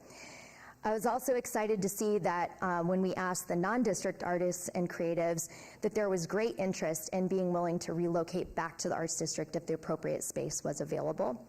So we asked what type of space that would be, and you can see again on the left are the artists and creatives that are there, and on the right are the non-district artists and creatives who are elsewhere in Las Vegas. And I just really want to point out, too, that live workspace jumps to the very top, especially as we're looking for artists to come back to the district, but certainly for those that are already there as well. So there are a couple things already in motion just in terms of the spaces we're looking to create. The city's business development team is already doing asset mapping, looking at opportunities. Office of Cultural Affairs is already looking at the Fifth Street School as an incubator. We're also looking at analyzing existing city policies for the use of city-owned spaces for artists, which we heard had grown increasingly challenging over the years due to cost and insurance requirements. Strategy number 4 is establishing affordable spaces to artists for artists to live and work. This was an item that was on consent agenda earlier today, so the first 2 pieces here have been approved by you all. Thank you very much for that. We have been in conversations with ArtSpace. ArtSpace is a national, not-for-profit housing developer based out of Minneapolis. They do housing projects all over the country that are affordable in perpetuity and provide artists live workspace, as well as they always develop a ground floor community component to that. And that is the space we would like to look at specifically for a black box theater. The way they work is they always start with the feasibility study and a market study before they move into pre-development. So those are the 2 pieces that we will move forward in September after this council meeting. The feasibility study is really about coming and understanding the local artist community, potential sites that could be done for this, funding and financing, conceptual project development, all of those things. I should note that ArtSpace they're not just a consultant, they are a developer. So they build soup to nuts. They build it, they manage it, they work in partnership with local community. They do projects with the public sector, they do projects with the private sector, they do public-private projects. They come in and look at opportunities. They do historic rehab, they do new build, they do whatever fits the market. And so that's part of what we'll be looking at in the feasibility study. The second piece of their work that was approved today is a market analysis, which then kind of grows on the feasibility study, and they go to about a 50-mile radius from the city to determine what the demand would be for housing. And they want to look at if there are artists beyond the city of Las Vegas that would come here if there were an opportunity for live workspace here in the Arts District in this project. And I also want to note, just kind of so you guys understand the level, they typically do projects that are at 30 to 60% AMI. So these are really for working artists. What they target is artists that are really want to make a full-time job out of their practice, but currently they're trying to have to juggle 2 or 3 jobs plus their art practice. So they focus on artists, kind of moving them up to making art a full-time profession for them. This is the pathway to an ArtSpace project. If everything were to go perfectly, they can do a project in 3 to 5 years. And the arts market and feasibility study will take about a year, and then assuming a project is real, they would move into pre-development, which takes about 3 years. And then, of course, construction would depend on the project. I should also note Reno has an ArtSpace project that's been very successful for them. It was a historic rehab project. And so it's a great model if you all would like to go look at one locally. And then the final strategy is sort of a strategy that's bigger and goes beyond just the Arts District, but certainly came out of our conversations there and the Arts Summit in February. And that's finding a way to unite the arts and business communities. We heard in our outreach that local artist community does not feel like there's a huge advocate for them, that philanthropy is tough to tap into here in Las Vegas for local arts, and that there's not really a strong organization advocating for the arts and or making an economic case for the arts as well. And so we're recommending formalizing an organization that the city of Las Vegas could help spur, but that would be broader than the city, that we unite business and cultural leaders to address policy programs and philanthropy and to spur new creative development that facilitates arts and culture in the city. One example I brought forth just from my personal experience, the state of Colorado has an incredible organization called Colorado Business Committee for the Arts. They raise money for the arts. They go to the state and lobby for funding and programming for the arts, and they've become a very powerful organization made up of business leaders from across the state who advocate for the need of local artists in the state of Colorado. So that is my recommendations for the Arts District. Thank you so much for the time and the speed talking. I hope I made everything clear, but I'm happy to take any questions y'all might have.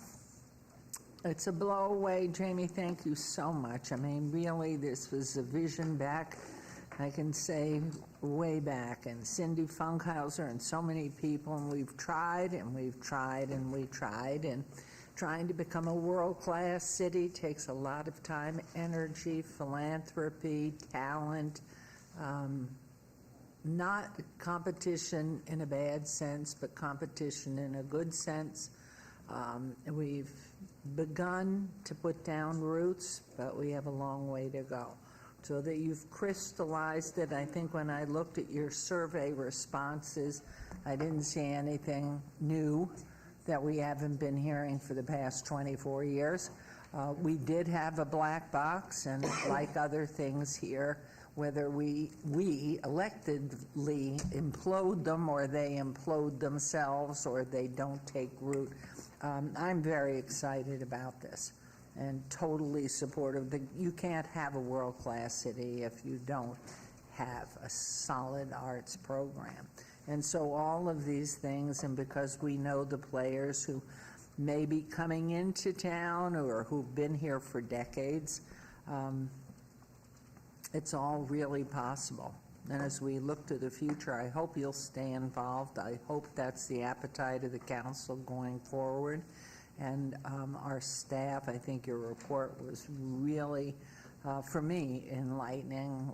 Born and raised in Manhattan, and you can't get more culture than is right there in all aspects of it. So this is like everything else, that if the passion is there and the collective effort is there, I know the city forever is very unified in what it wants and has been doing, and the infrastructure, and knowing Mike's been so much a part of the infrastructure that's behind all of this, dealing with reality. We've had so many volunteer, wonderful art committees that have tried. I don't know why they fail, why we still seem to be at putting down the roots stage. So I'm very excited about it, and open it up to comments, questions. Mayor Pro Tem, you're already shaking. Yes, that means yes. Thank you, Mayor. Thanks for the presentation, and Maggie, for your team and supporting the work. I obviously have talked about this many, many, many times. I think public art is incredibly important, and for the emphasis placed today, I'm grateful, because I do think it has everything to do with what a world-class city should be.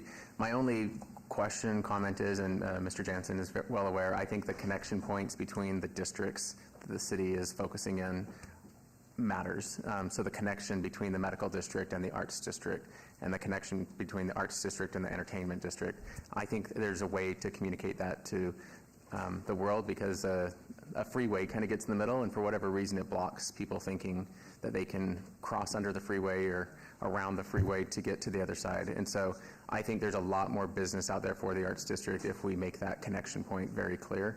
But I think the work is spot on, and I'm more than happy to support continued efforts in growing a Ward 3 arts district, because I spend probably more time in Ward 3 than I do in Ward 1. So I'm very grateful. I'm a little jealous, but keep up the good work. Thank you. Bravo again. And so please, going forward, yes, Councilwoman Diaz? Thank you, Madam Mayor. I just want to first thank you for a very thorough presentation on our collective efforts as a city to support our community. I know that for the last 4 years that I've been in my seat, I've gone out to many, let's just say, roundtables with EUD and with artists in our community who obviously bend our ear and say a lot of things that you captured in your survey. But it was very important for me as the Ward 3 representative to start to set some things, actionable items that we can all collectively rally behind and try to achieve. I know that the city has been investing. I know it's been Mayor Goodman's husband and now hers. It has been a priority to revitalize and re-energize, and I think we've done a great job investing in a lot of our public works projects, which then becomes painful because then we're making the area walkable, and we're updating the sewer system and the water lines that have been there since the 30s and 40s. And sometimes people that set up their businesses feel a little bit of pain, but what we're really trying to do is look at it long-term and provide prosperity and access and make sure that business offerings in the future are seamless. I love that you hit on the themes of affordable housing. That's hitting our communities everywhere, but for artists, it has a special place. The Black Box Theater companies, we have 3 homegrown local Black Box Theater companies that we want to keep in our city, and so how can we help leverage resources to help them continue to offer? I love the connectivity piece you just spoke about, Councilman Mayor Pro Tem Knudsen, about medical district, because we do need the doctors and nurses coming to have some downtime, catching a theater production or having a good cold brew in wherever they want to. But I think that also your points about how do we set up an entity that is advocating for us not just at a local level, but statewide? I was just talking to former assemblywoman, sorry, not former councilwoman, my bad. Former assemblywoman, we kind of looked at each other and said, we don't really get a lot of funding from the state to move the needle in the endowment area, or like for us to receive some funds and channel them to good, solid projects that will have life-lasting impact. Because it is my hope that my grandchildren will get the benefit of living in a Manhattan when we're no longer here, right? And their children. And so I think you've done a really awesome job. I can't wait to see what ArtSpace thinks. I hope that we can rally everyone and really support us to set up a solid BID, because I think that's going to take us just a new frontier in the arts district, and it's just going to get better and better. So if there's no other comments, Mayor, I'd love, there is no motion, right? This is just a report. Just a report. I can't wait for other things to move in the future. Thank you, Councilwoman. Thank you, Mayor. I really appreciate this presentation. I believe strongly that the arts is a driver of our economy. I have a couple of questions. One is about process. You've just given us 5 recommendations. What's next? Like, is the team going to sort of sort through these and bring each recommendation back to us, or what does the next 3 months look like? Thank you for that. So there'll be an implementation. This is just obviously a summary presentation. There'll be a full report given to the city with implementation tied to it. The immediate next steps are ArtSpace. So ArtSpace will have a community engagement component in that feasibility study, which will start this month. We are at this moment forming the steering committee for the BID, and so that engagement will start. And then also the work on the planning, EUD, zoning piece of it will begin. And I think I've really emphasized through our conversations that it's really important that those 3 processes be braided together, because I think they're all going to require input from the community. Some will feel more passionate about one topic or the other, but they'll all inform each other. And so that's what you're going to see first coming out of this are those 3 conversations and a lot of community engagement between now and the end of the year. And I think will lead to kind of the big recommendations in the new year that then inform a lot of the other implementation strategies we've identified. And I guess I have a couple of questions, but I can ask you offline. But I guess one of my comments is I do hope that, as these conversations move forward, as opposed to thinking about housing just for artists or workforce housing that's affordable, I mean, a rising tide lifts all boats, and so maybe the conversation is just the need for workplace housing that supports artists, supports, healthcare workers. So I want to just, make sure that we're being mindful of the bigger narrative. Another example is the BID services. When I think about, addressing homelessness, enhanced cleaning, I walked many businesses in Ward 3 that are just outside the arts districts, and a lot of them were operating with their doors closed because of security and homelessness. So, I just want to be mindful of how the narrative around this to all of our businesses who are nearby but outside the arts district, just to make sure that it's, cohesive, if that makes sense. And mindful of the bigger picture things that thread together. I agree, and I completely agree with you on that. The arts district boundary is not it's a line on a piece of paper, right? But it's not that's not how the world operates. And so the conversation won't be like a fine line in that direction. And I think, the BID, we will sometimes when we start BID processes, we always start with we call it a study area for a reason. It's a starting point. Sometimes they expand, sometimes they contract, depending on what the community wants. And I think on the affordable housing side, the other piece is that the work that ArtSpace can bring to this is that they really analyze, not just from an artist demand, but they analyze the market. They're professional affordable housing developers. So they will be able to look and tell us maybe there's exactly what the demand is, not just for the artist community, but beyond for affordable housing in the area, and perhaps what other opportunities might be to do that. And the only thing I was going to suggest is, as you finalize and really refine this more, and it's able to be a document, it is a public document because you're here and sharing it, that we have been working with landowners in the Arts District for many years now, trying to encourage them to do certain things with their land and make it active. I think this is now a time, once you've got this really refined as a sales piece, that we get it out to the vacant properties, or so many people own land and they don't live here and they don't have the heartbeat or the interest. They're just looking to flip it at some point. So I think this really could be very instrumental in getting some interest today on moving those properties. And I know Mr. Jansen and I have talked at this at length. I do remember visiting Lodo before there was anything there back 25 years ago, and to see what has happened with downtown Denver and what you can do in an area. And it just needs that collegial pull together of many of these property holders. So I think if we can get this in its final form as a work in progress out to them, it really could be helpful. So I thank you. It's a wonderful report, and hopefully it's on the agenda soon to come back as the next stage happens and doesn't become, my favorite words, a binder on a shelf that doesn't move. So thank you, and Wendy, everybody that's been working on this, Jamie, terrific. And as Mr. Perigo said, you certainly are quite knowledgeable and certainly shows that you know what you're doing. So thank you for being part of this effort for our great city. Wendy, bingo. Thank you. Thank you, Madam Mayor. Thank you, Council. Thank you. Good job. Okay, so now, wonderful. See, we have that enthusiasm, unless this is the place of shills. Are any of you shills that have been brought here to clap? No, you believe in it, and so do we. Okay, 44 is a report by our Director of Economic and Urban Development, Ryan Smith, regarding an update on activities pertaining to innovation technology startups within the Innovation District in the city of Las Vegas. Good morning, Madam Mayor and members of City Council. Ryan Smith, Director of Economic and Urban Development, for the record.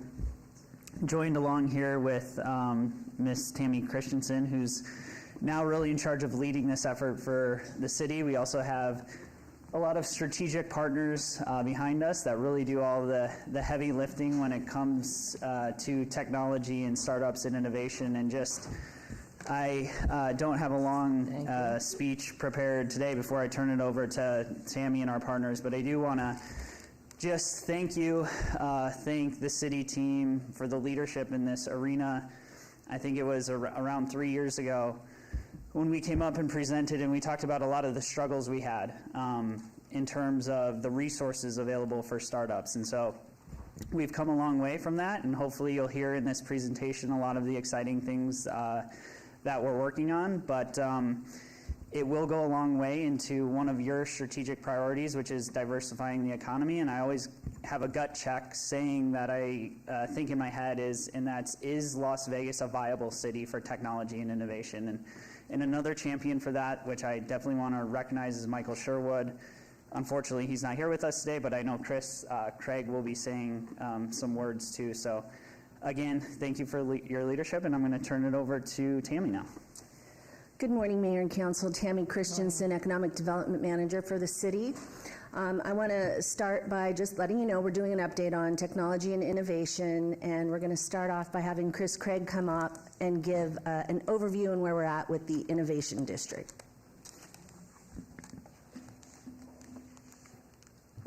Good morning, Mayor and Council. Chris Craig, Deputy Innovation and Technology Director for the city. Appreciate your time today. One thing that we want to discuss today is the fabulous gift that the council bestowed upon us in 2016, and that is the Innovation District. You see the map here, where the boundaries that it covers. And I've been asked many times to talk about the Innovation District over the years, and the one word that comes to mind is opportunity. I think you're going to hear a lot today about opportunity and partnerships with many people who have created an amazing ecosystem for all of us to work and live in. So we're very proud of that and those partnerships and opportunities.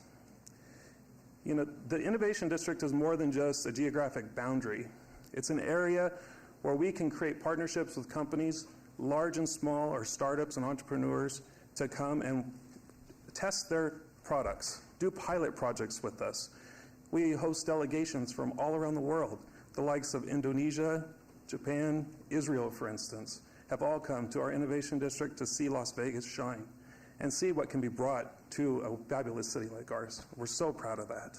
We're so proud. So it's all about building an ecosystem, and you're going to hear from our partners today about those ecosystems and what they've brought to the table and what they're creating here in Las Vegas to make us that iconic city that Mayor talks about so fondly, and that we're all striving to continue to create. So with that, I'm going to hand it back over to the team, and I'll be back up a little later to discuss a few other things. Thank you. Thanks, Greg. Thank you, Tammy Christensen, again for the record.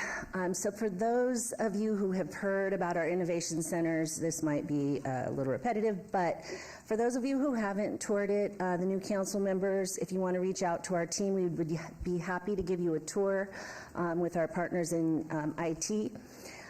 Just a little bit about the innovation centers. Our first one opened on Lewis and 4th Street in 2019. It's 10,000 square feet of creative office space. We also have hot desk space there.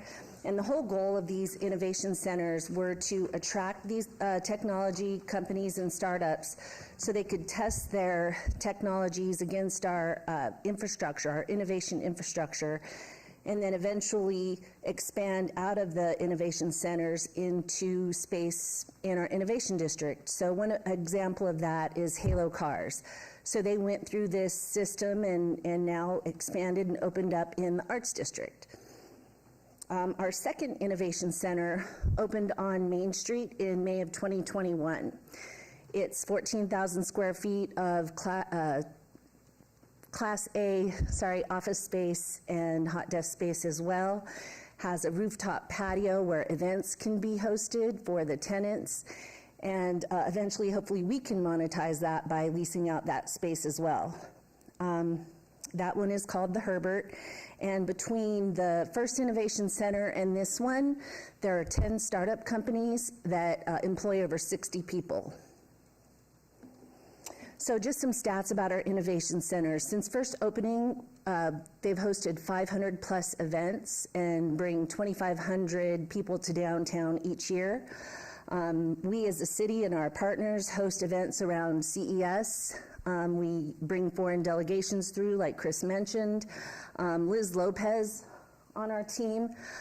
She's done a lot of work in the tech startup space, and she hosts the Entrepreneur Ecosystem Breakfast every other month, sets the agenda. Last month we had someone from the state come and talk about small business, so that's been very successful. It's also an opportunity for startups to come and network, meet other people in the startup world.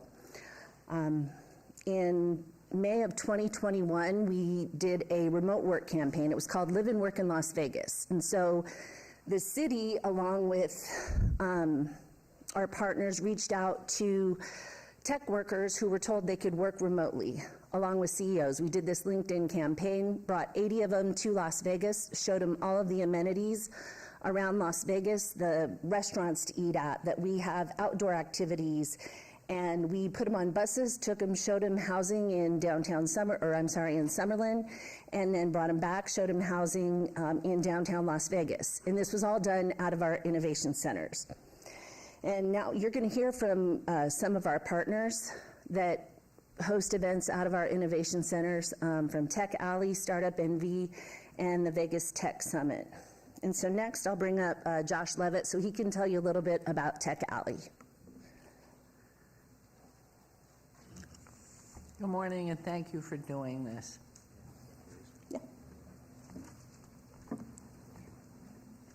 All right. Good afternoon or good morning, Madam Mayor, Council. My name is Joshua Levitt. I am the CEO and founder of Tech Alley. I'm also a resident of Ward 6, so I want to say hi to Councilwoman Bruni, as well as Councilwoman Diaz, whose area that we host Tech Alley at, which is right in the Arts District in downtown. We've been doing Tech Alley for 2 years. Starting May 2021, it aligned right with what Tammy was talking about, with the bringing in people from all around the country to Las Vegas in order to show them that we have a tech and startup community. So Tech Alley was created to do that, show the world that we have a tech community here, help kick off the Vegas entrepreneur ecosystem, create a creative class, which I think is important within an ecosystem, which I love that we're in the Arts District, because you're blending artists with entrepreneurs and technology folks to really come up with some neat ideas.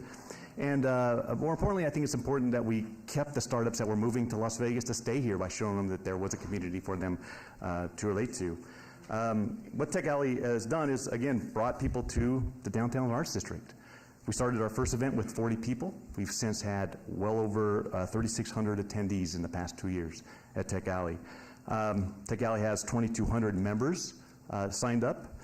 We support local businesses. For example, we secure venue space at 5 locations within the Arts District during every Tech Alley event.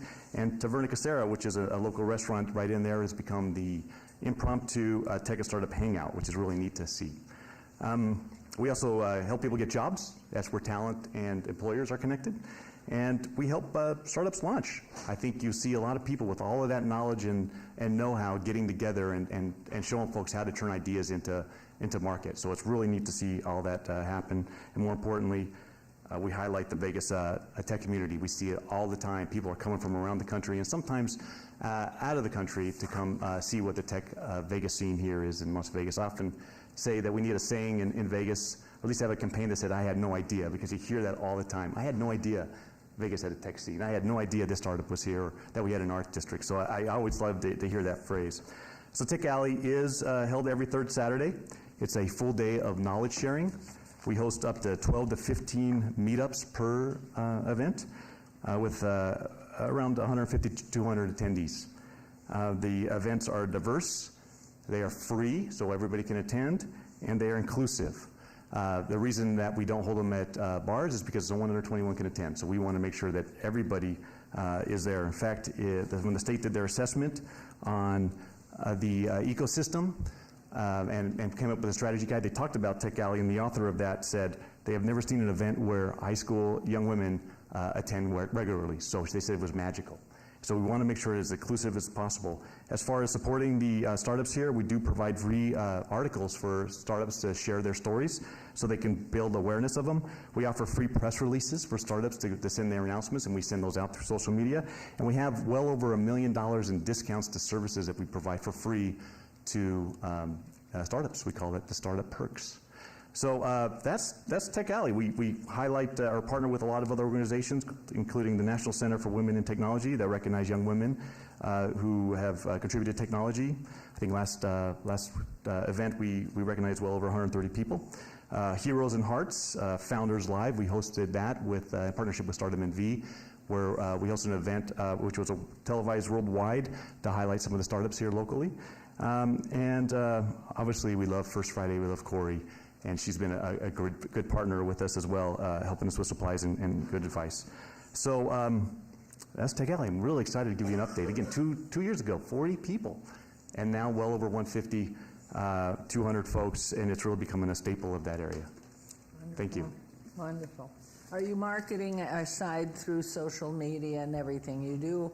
Are you physically going out of state, going up to the Bay Area and doing anything in person? And specifically in our tech high schools, is your connectivity there? I have a tremendous amount of connectivity to the high schools. I'm a big workforce advocate here in Las Vegas. Grew up here. I know we asked before, what's high school? I went to Clark 91. Charger, yeah. So yes, I have big connections to the high school in order to show them that entrepreneurism and technology is a good career for folks to check out, these youth.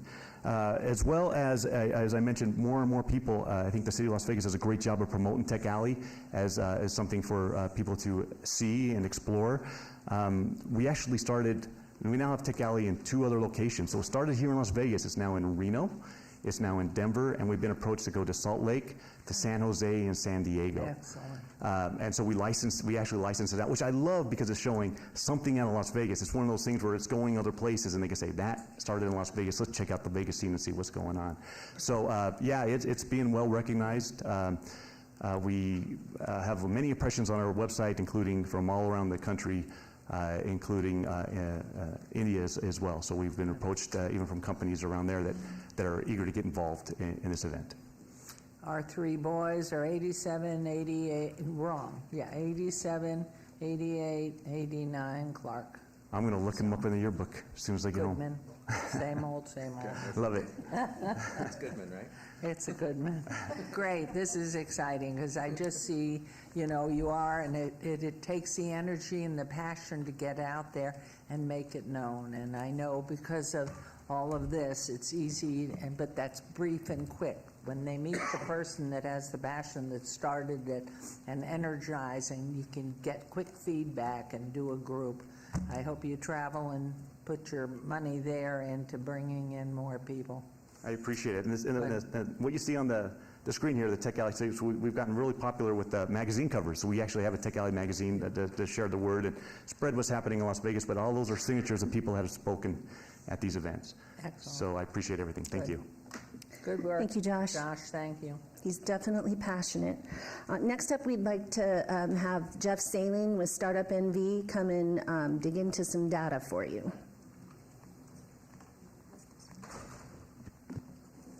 Thank you, Tammy. Welcome. Thank you. Thank you, Tammy, and good morning, Mayor Goodman and City Council members. Thanks for having me here today.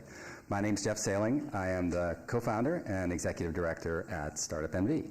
And the diagram you're seeing here on your slides represents the earliest part of the entrepreneurial journey for a scalable startup. From left to right, starting with an idea, moving to development of a product, creating a beta, then entering the viability stage by starting to sell that product, which is the first realistic time that a founder can raise capital. Then growing sales to a point in the scalability phase where venture capital funds are willing to invest even more money to significantly grow that company. Now, our work at Startup NV and... Oh, did I turn it off? Okay.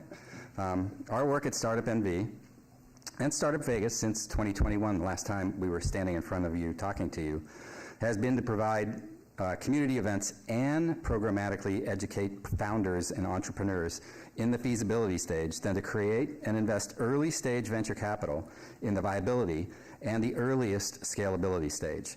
We do this to grow our startup ecosystem because it will diversify our economy and create a source of jobs and wealth in our community. How? Because all these startups, they grow, they raise capital, they raise more capital, they hire local folks, they create demand for technical resources out of our universities, and they provide confidence for companies considering relocating or locating here in our region.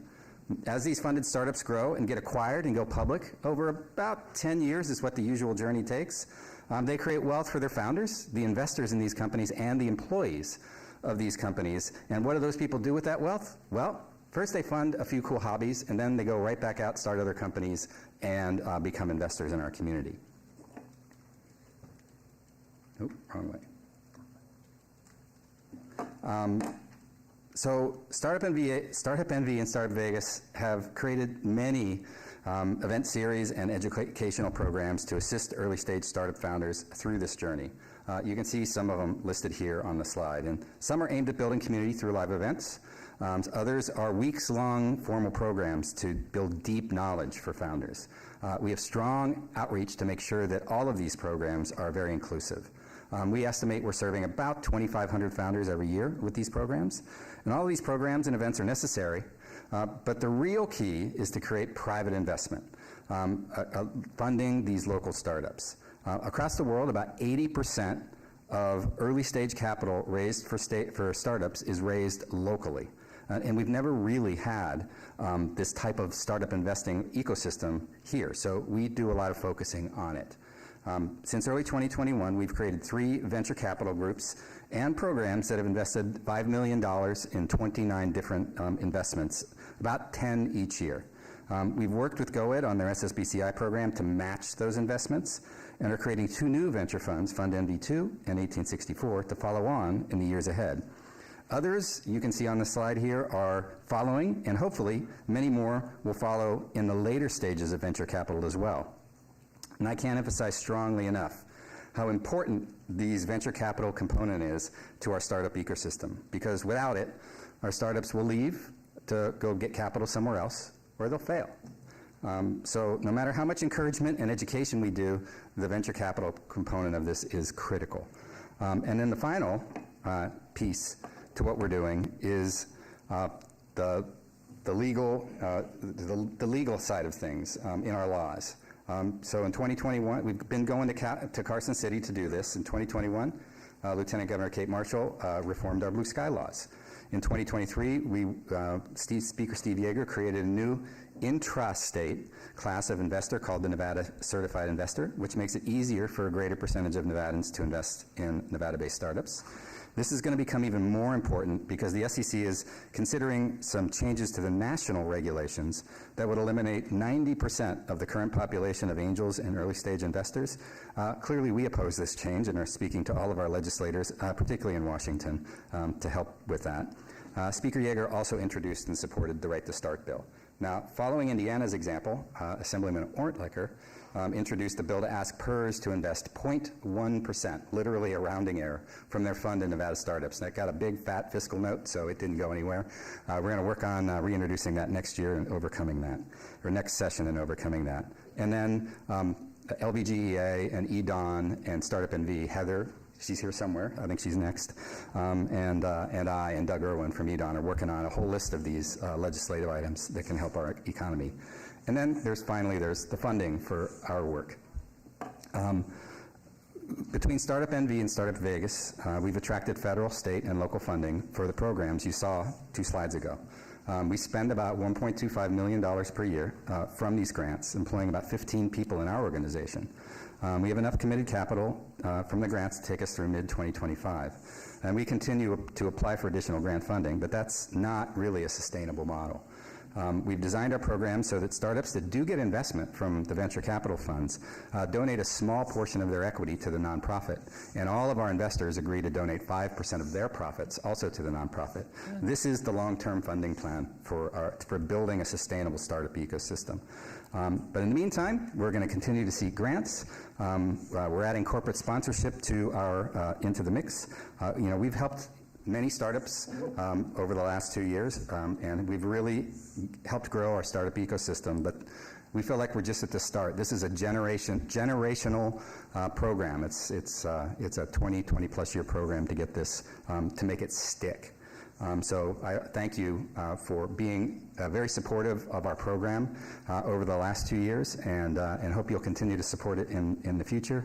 Thanks very much for your support. Thank you, Jeff. That's really wonderful. And our regent, Heather Brown, right there. Welcome to City Council. And wonderful that Nishi is right with you all the way. So good luck. Thank you, Jeff.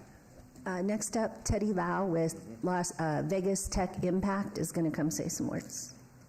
This is super exciting. I came here, I moved here. It was Teddy Liao, CEO of NextUp, also founder of the Vegas Tech Summit. But I came here about a couple years ago. And I remember walking through the streets with Brian, and we talked about a movement that was brewing, a movement that was coming. And that movement is absolutely here. That movement is the 800,000 people in net loss population of California. 800,000 people have left. That means we're disqualifying people that deceased. We're calculating people that moved in. More people moved out. But 800,000 people, so where did they go? They tried Florida, didn't kind of work. That crypto thing kind of didn't work. Moved to Texas, politics kind of didn't work. Where are they moving? If we pull data from the DMV, they're moving here. A lot of people are moving. And when you have a movement, you need leadership, because a movement without leadership is chaos. And if you have leadership, you can make it sustainable. So when we look at the amount of people that are moving here, are continuing to move here, and more importantly, are staying here, that is something that we want. So when we look at the type of impact on that movement, it's not just people that are moving. It's people that are impactful, people that care about the community, people that can make a difference and really take us to the next level. So people like Wahlberg that have moved in, and he's got a vision of creating Hollywood 2.0, and he's working hard to make that happen. But when you have people like Ben Horowitz and Mark Andreessen, these are the Michael Jordans of the VC world. So when we talk about Jeff and how important money is, these people have access to millions upon millions upon millions of dollars to invest. In the last 2 to 3 years, we've actually had over a dozen VCs that are based in San Francisco move here. We're talking about people, CFO of 500 startups and the managing director. We have people like Storm Ventures. We have a lot of real investors that are coming with big money. So that's exciting, because where money comes, startups follow. So super exciting stuff. So one of the things that we did to harness the resources and the talent that are coming, because again, if people come in isolation and they don't do anything for the community, they're just here for a tax break. But if people come and they're coordinated and we're building a community, then powerful things happen. So last year in September, I founded the Vegas Tech Summit. Heather's on the committee, as well as a great team of people that we assembled. And we invited a specially curated list of about 100 plus people that are founders of companies. They're executives, they're investors of billion-dollar companies. These are heavy hitters that came and descended upon Vegas. And we had a world-class event. We took over the Allegiant Stadium. Then we moved over to Mark Shor's house in the Summit. And then we moved over and took over Harlow. And then we took over the Lone Depot house. This is a $25 million house in Henderson. So we showed them Vegas, Summerlin, Summit, everywhere. And we wanted people to come and say, wow, I've experienced the 2 mile strip, but what about the rest of Vegas? Wow, I could live there for how much? I could play golf there for how much? I can see myself living here. And that's the difference between the people that come, the millions of people that come and come for 2 to 3 days and leave, and people that can actually envision rooting themselves, their businesses, their families, and actually being contributing members of our community. So we did that. We had a lot of speakers that came. The momentum was fantastic. We're doing it again this year. And this year we're going to go bigger and bolder. So this year we have the CEO of Panda Express, Andrew Turn. He's going to be one of our speakers. We have Ben Horowitz, who's going to be speaking. We have a A-list group of speakers. We're going back to Summit. We're now going to the UFC Apex to do a reception there. But the events are world-class, top-notch, and the attendees and future residents of Vegas are all people that will make a difference. So thank you for your support. The movement is here. We've got to continue that momentum to make sure that the change that we're doing is sustainable. So again, thank you. Good seeing you all again. Brian, always good to see you. Mayor, good to see you too. Thank you guys so much. Very energized. Thank you, Teddy. He just got back from Africa, and I know he hasn't slept very much. I wish I had half of his energy. It's wonderful. Okay, next up is Heather Brown. She's going to give us the regional perspective on behalf of the LVGEA. Thank you so much. Heather Brown for the record. Yes, it is quite the honor to be in front of you guys, because just 2 years ago, we stood in front of you with big dreams and a big vision, and we laid out a lot of plans. And we walked away from that with an unwavering commitment from this body. And, you know, I'm here to talk about that growth from the last 2 years. So, the city of Las Vegas was the first one to invest in this ecosystem, and that investment came in a multifaceted way. It provides space, staff time, and crucial capital investment. As you heard from my colleagues, it's clear these investments were invaluable resources that nurtured and empowered the entrepreneurial community, and the time and energy dedicated to the vision of a thriving ecosystem created a solid foundation upon which entrepreneurs could do what they do best: innovate, create, and build. It also gave the organizers of this movement the opportunity to dream bigger, reach further, and push boundaries of what's possible. speaking of what's possible, we were actually given the incredible distinction of being the #1 city for pre-IPO startups, which is a testament to the remarkable talent and innovation that exists right here in this community.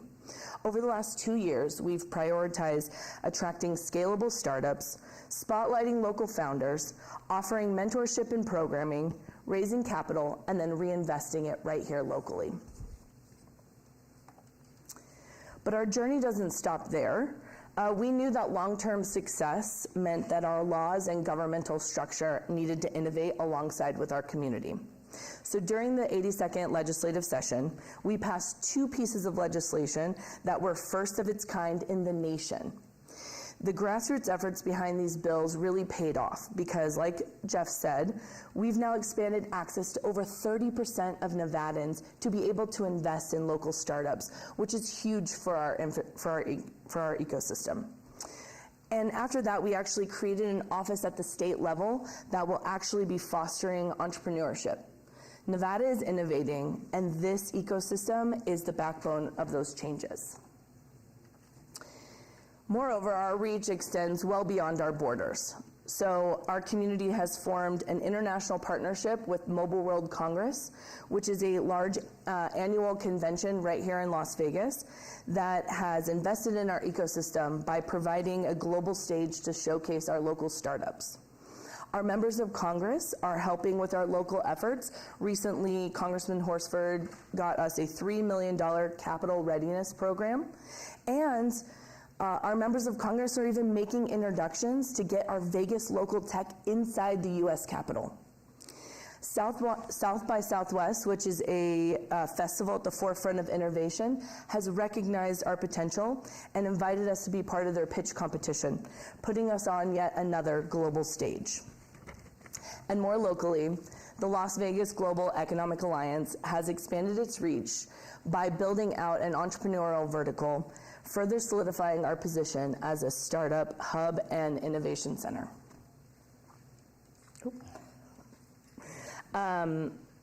Lastly, this ecosystem was really built on inclusivity and support, and that has always been the core of this journey. You heard it from my colleagues. We really prioritize fostering human connections.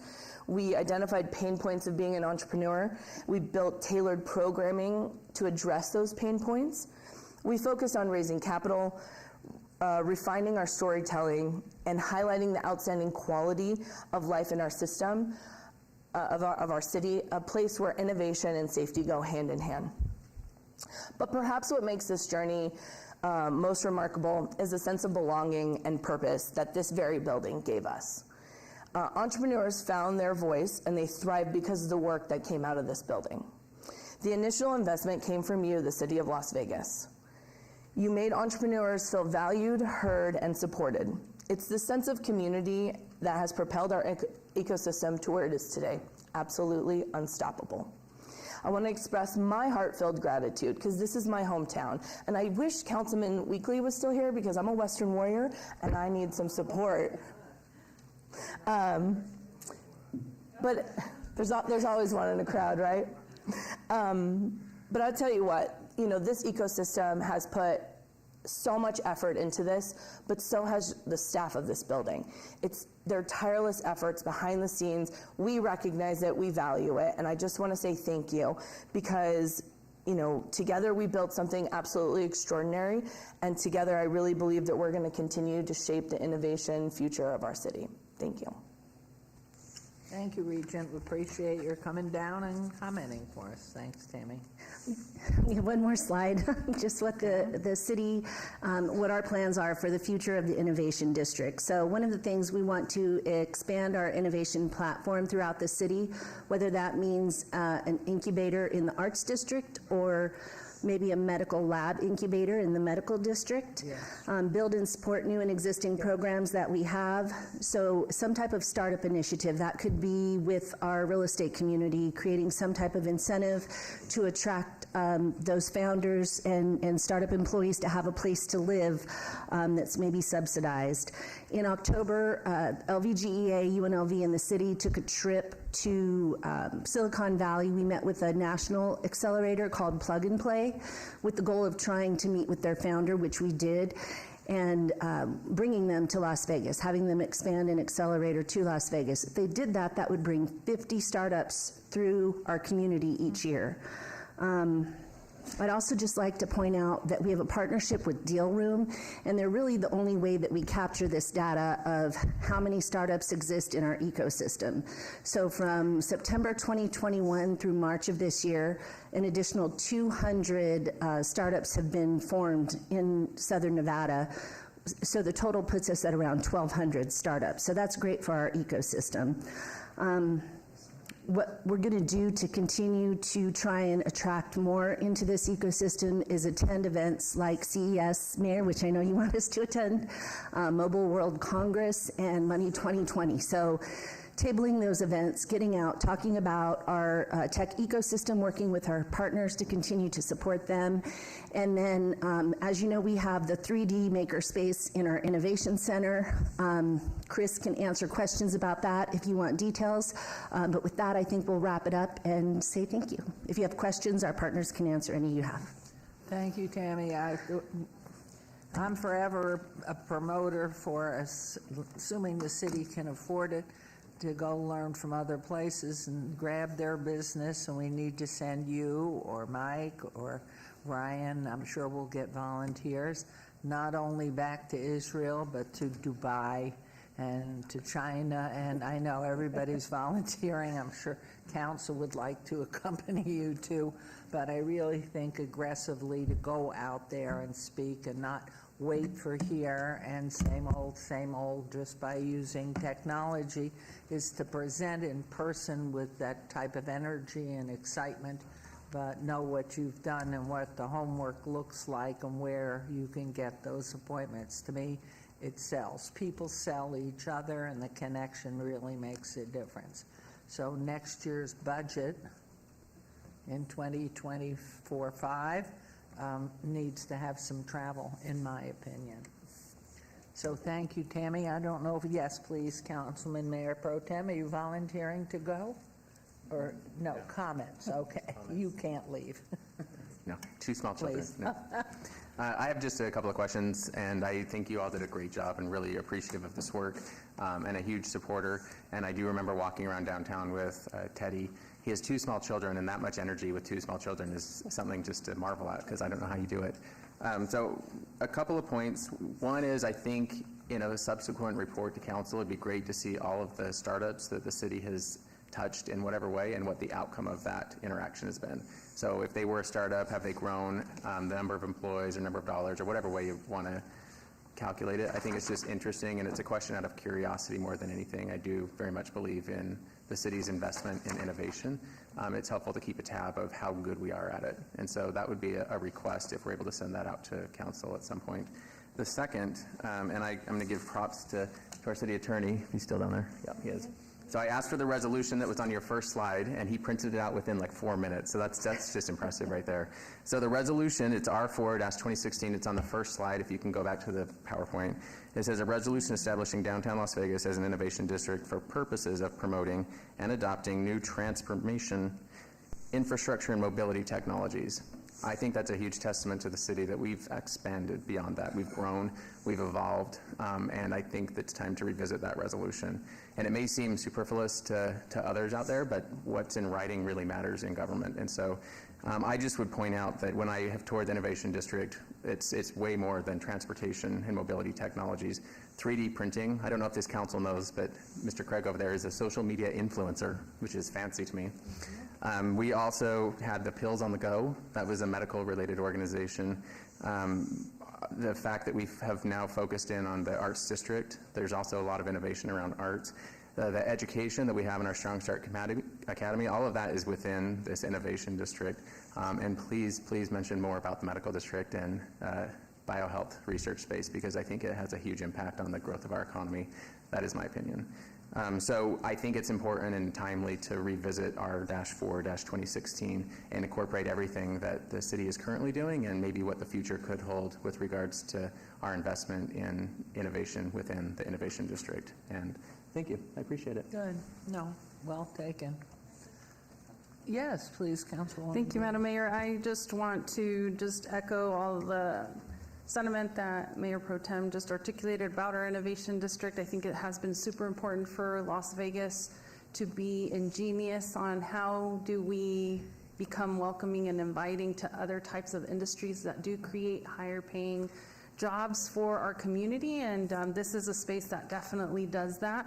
I want to thank all of the folks involved, from our EUD folks, but especially Liz Lopez, because I see her everywhere tech is involved. Liz Lopez's name is attached, so she receives special kudos and shout out today. I also want to recognize our own IT folks like Chris Craig and Mike Sherwood, who are so immersed in and staying on top of technology that they do push us as a city to make sure that, even though it's uncomfortable to us layman people who don't know much about 3D printing, that we are not missing the mark on staying on top of, for example, this whole IPO thing it's really, I think we're not touting it enough, us making it to the top offerings, or we just need to make sure that we as a city are also pushing out that Vegas is inviting and friendly, and that we're ready for tech to take off in our backyard. And I just want to say thank you to also Regent Brown for coming today, and she's been involved since she's been, and then Mr. Sailing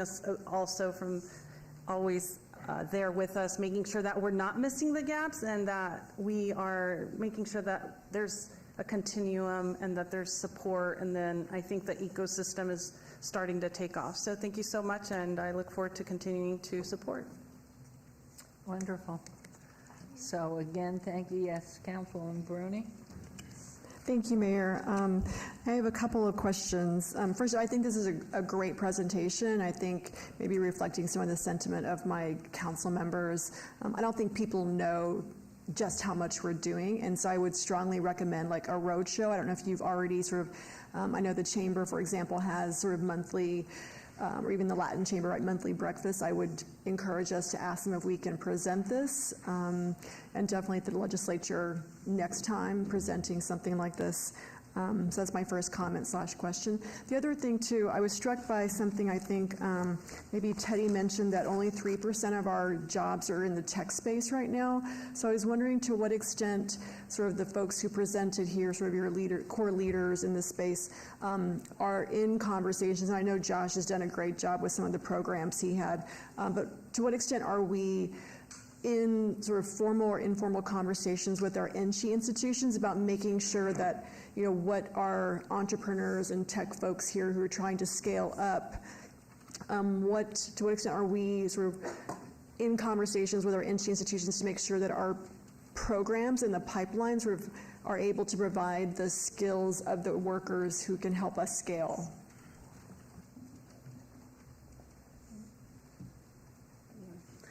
Hi, Heather Brown for the record. That's a great question, and honestly, that's something wearing multiple hats. So, as the mayor mentioned, I am an elected regent. I also work at LVGEA as their senior vice president for entrepreneurial development, and I was the founder of Startup Vegas. So, hopefully, I can answer your question.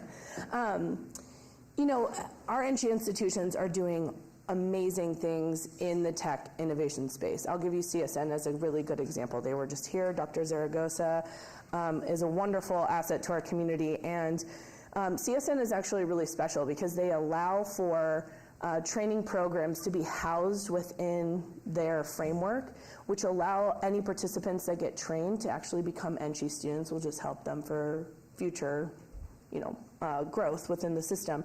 I know, well, so I can give an example from my Startup Vegas hat.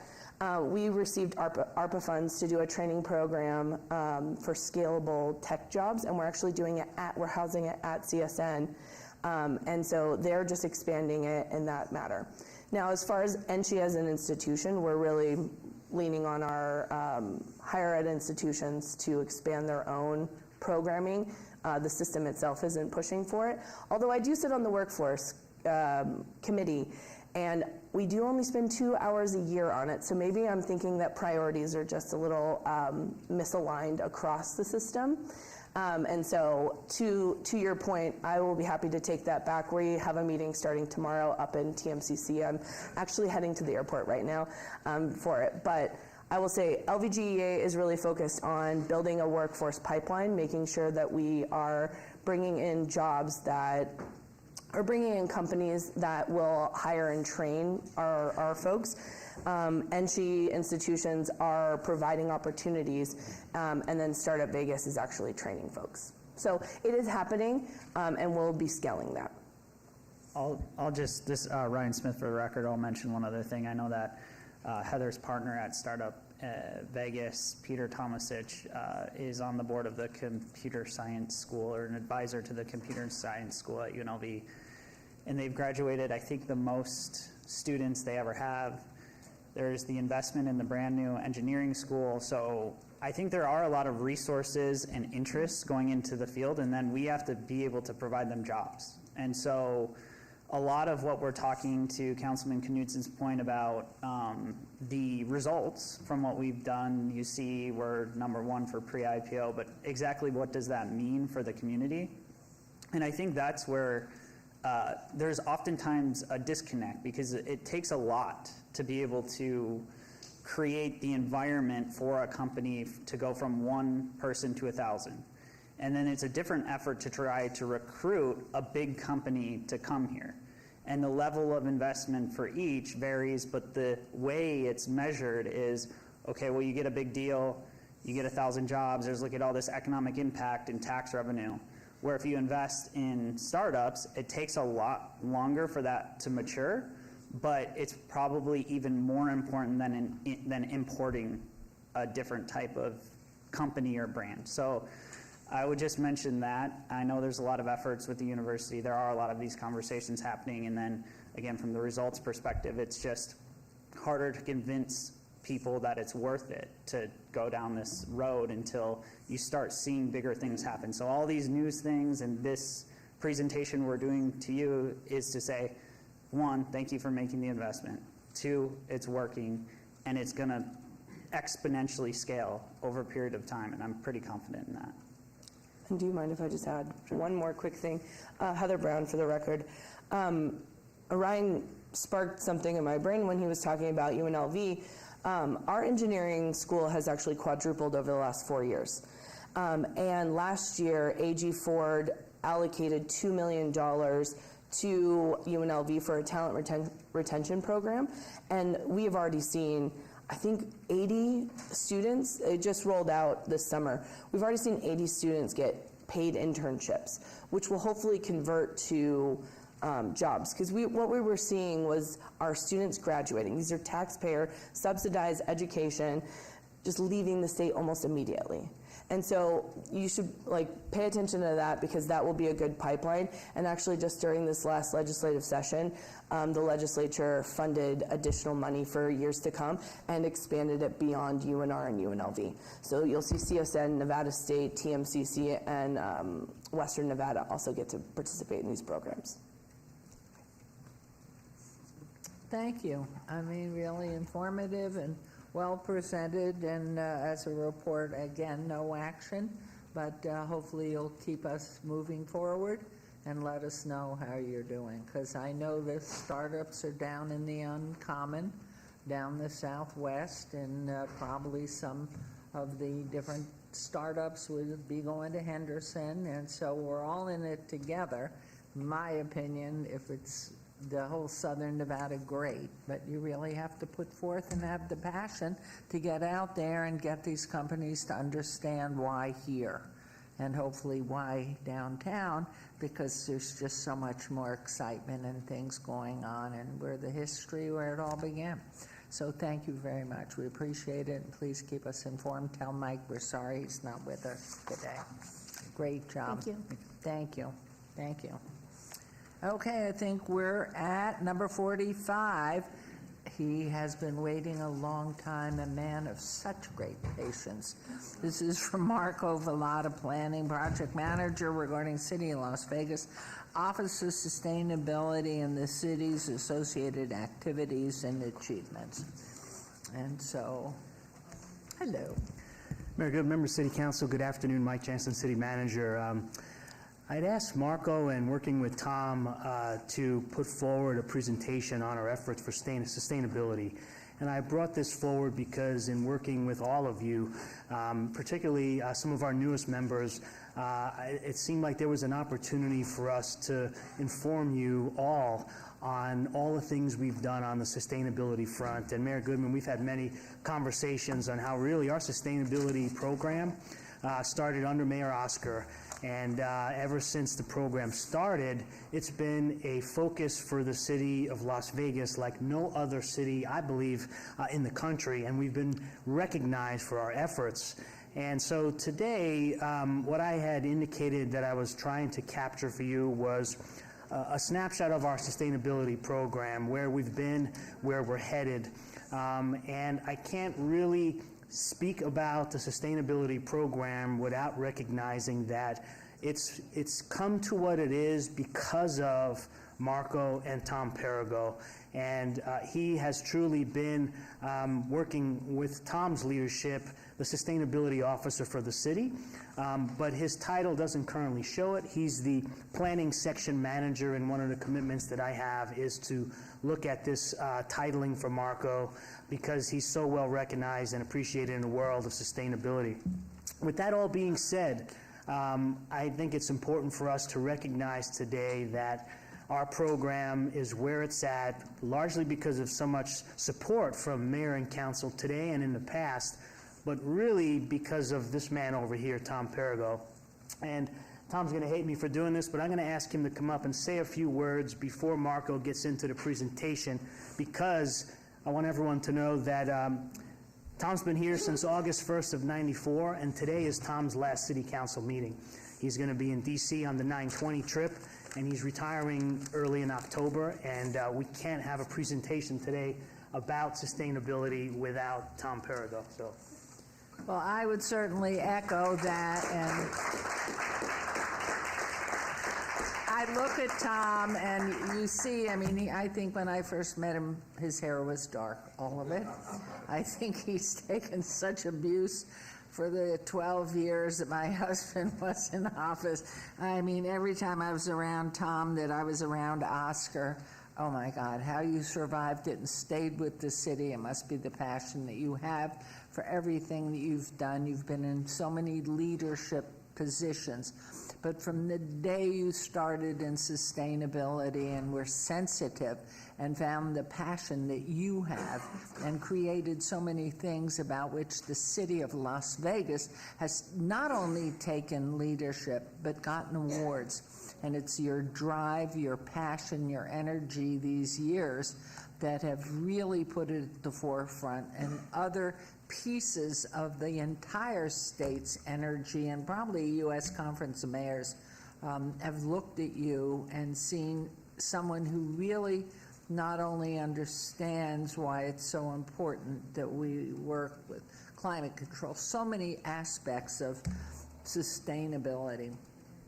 You're one of a kind, Mr. Perigo, and I know Sylvia's probably going to be very delighted to have more time with you, but I can assure you of the trips we've taken and what you've done. And I always tell the story. At some early in my tenure, I was out at UNLV and some graduate luncheons, happened to sit next to your mentor, who sadly has passed away, but had you, and he leaned over and he said, Tom Perigo is the best student I ever had, and understands and has it in his heart and his gut to really make the difference and for people to listen.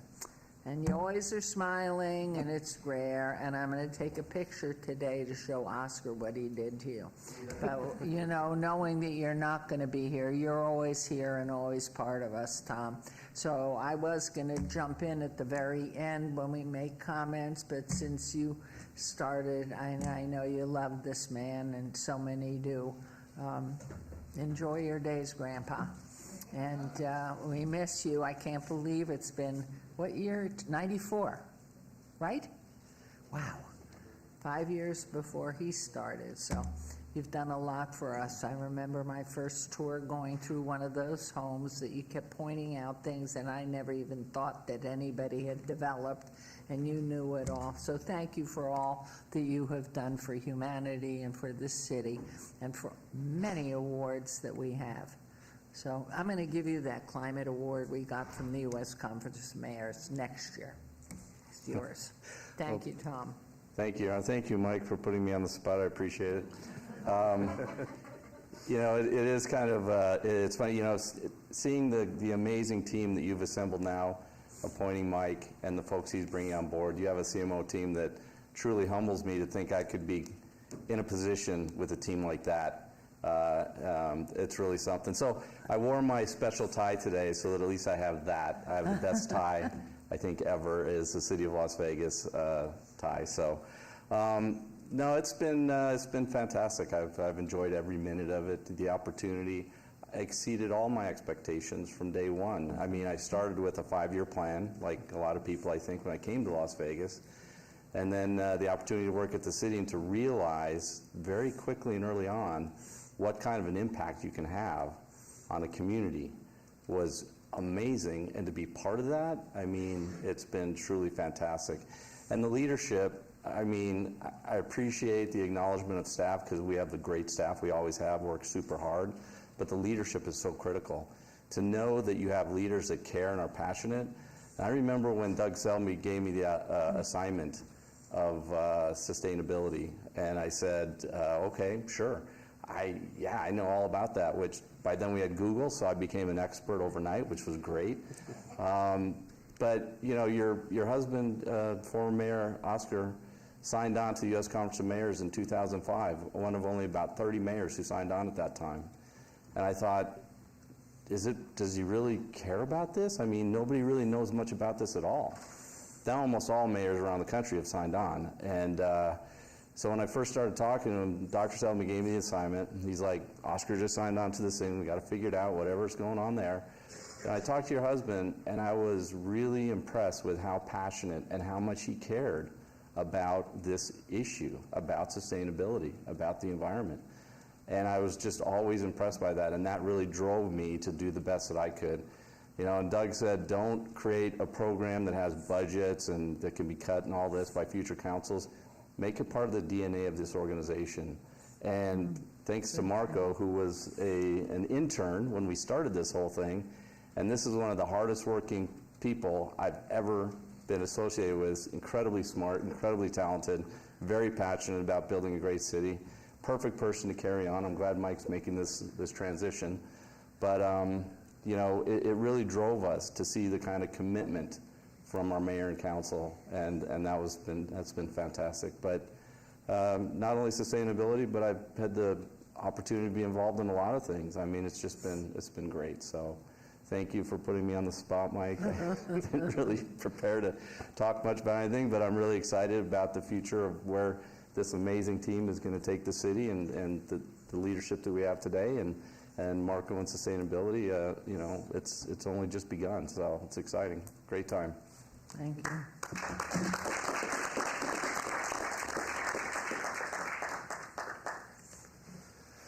Good afternoon, Mayor and council members. Thank you to Mike, and especially thank you to Tom for the honor today to present on the city's Office of Sustainability and our past and current efforts and what we're looking forward to in the future here.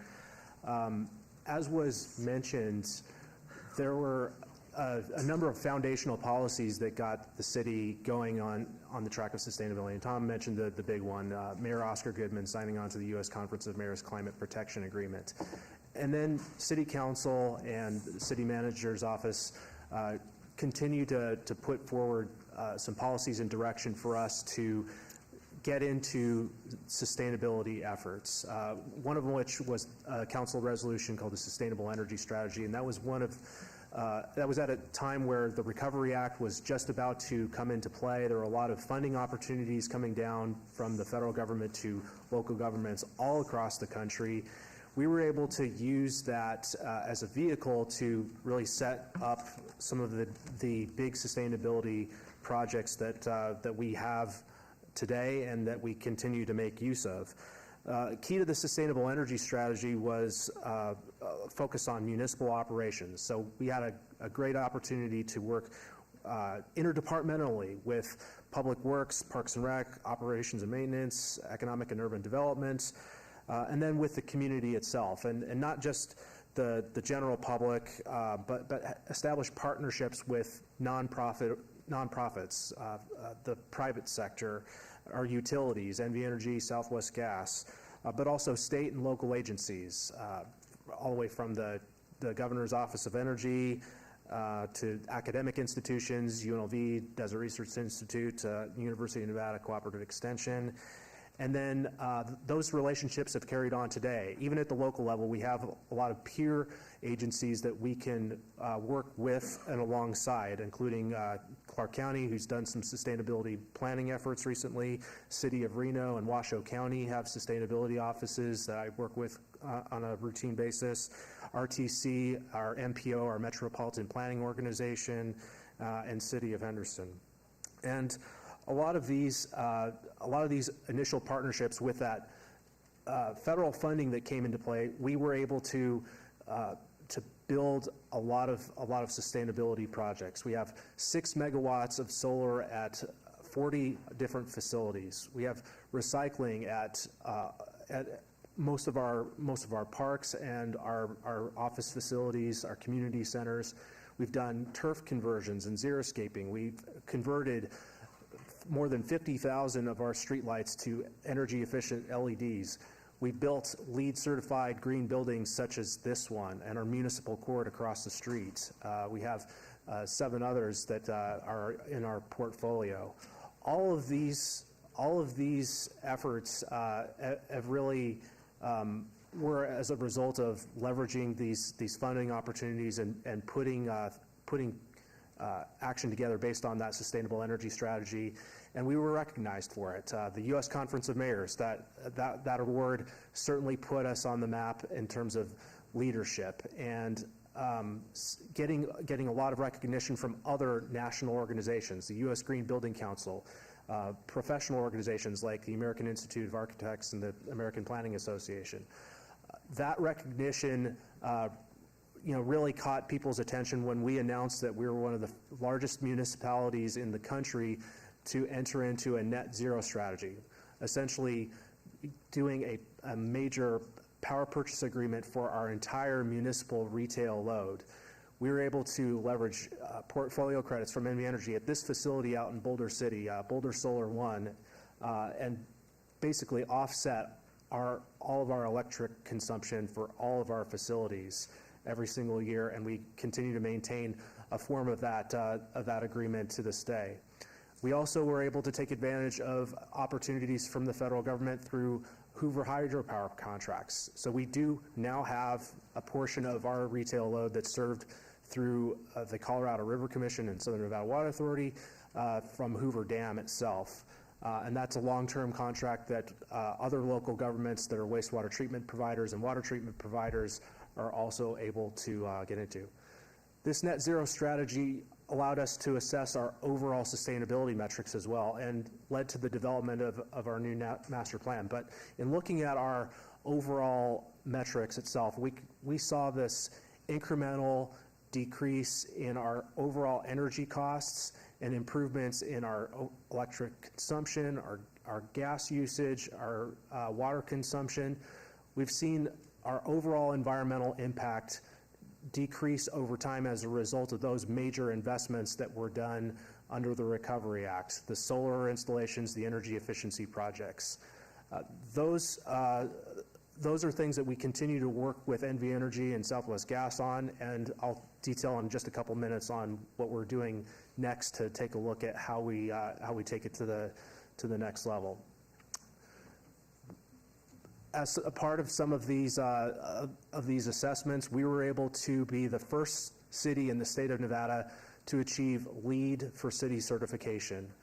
And that assessment went hand in hand with our 2050 master plan, which the City Council adopted in July 2021. And that really established not only that vision for the city of Las Vegas, but interwove the principles of sustainability through everything that we do, both municipal operations and out in the community itself. So having long-term goals and a refresh of what we established with a sustainable energy strategy help make things implementation-oriented for the future in any aspect of things we do, from the planning side to parks and recreation and everything in between. So some of the current and upcoming efforts, as you know, the last city council meeting in August adopted the water conservation ordinance that was promoted by Southern Nevada Water Authority. Those water conservation measures really put us in line with the other jurisdictions and the Las Vegas Valley Water District.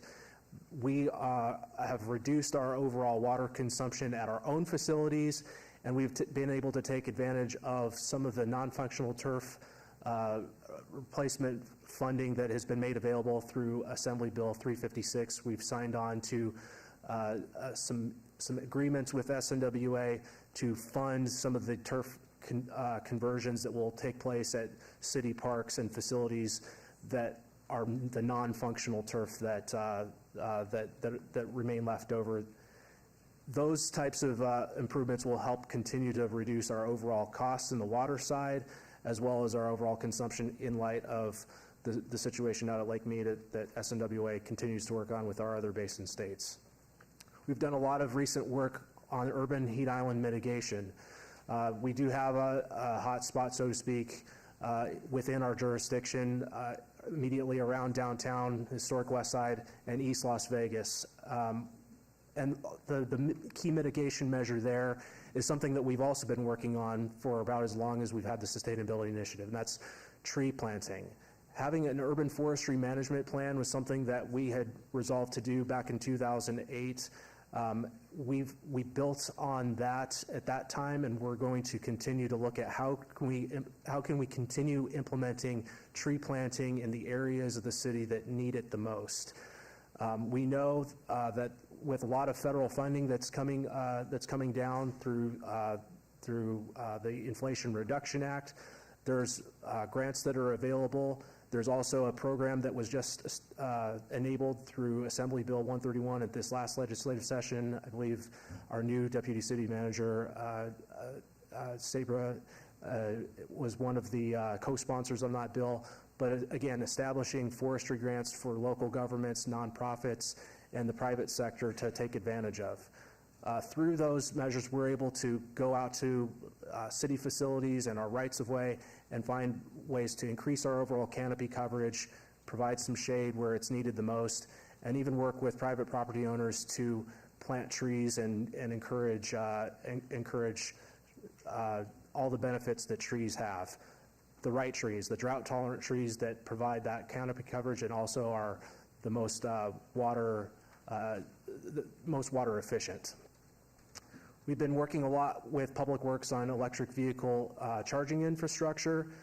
Senate Bill 448 of the 2021 session created one of the electrification programs that NV Energy has been implementing over the last few years. We do have some funding that will be coming our way for EV charging replacements at Mirabelli Community Center, as well as some new EV charging at Doolittle Community Center. And we've also looked at some grant opportunities through the infrastructure bill for the LV for EV initiative, which we've requested $5 million to replace some of the chargers that are over at the City Hall garage and at the Symphony Park garages, to bring them up to date and to provide the next generation of level 2 charging for the electric vehicles that are coming onto market now and into the future.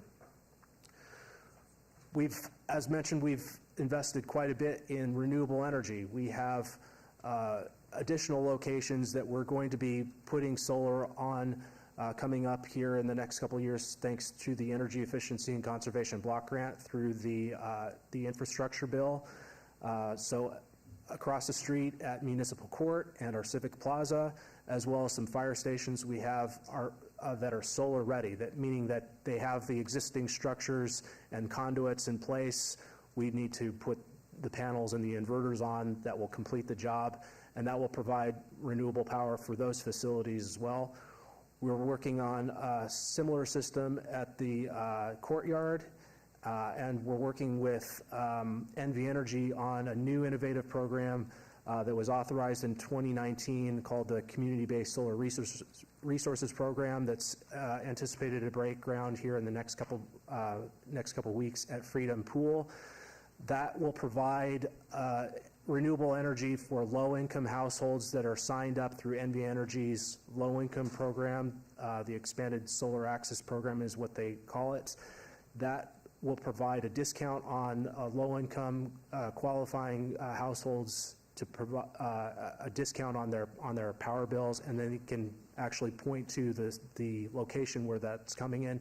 It's also a good program for multifamily and small commercial that qualify, that are within the area, and we hope to take advantage of that with other opportunities that are available through the Inflation Reduction Act.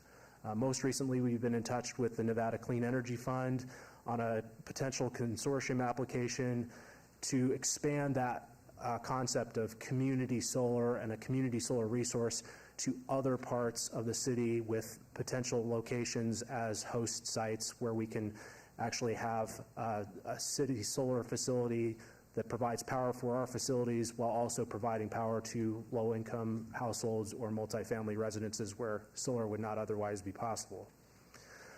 Those EV charging stations and solar installations are throughout the city. We've done an assessment on where those installations make the most sense, and we're continuing to work with Public Works on getting some of those jobs done that have also been authorized through our capital improvement budget. Finally, some other programs that we've been a part of. There's been a lot of funding that's come down recently through the Inflation Reduction Act, and that continues to be the case.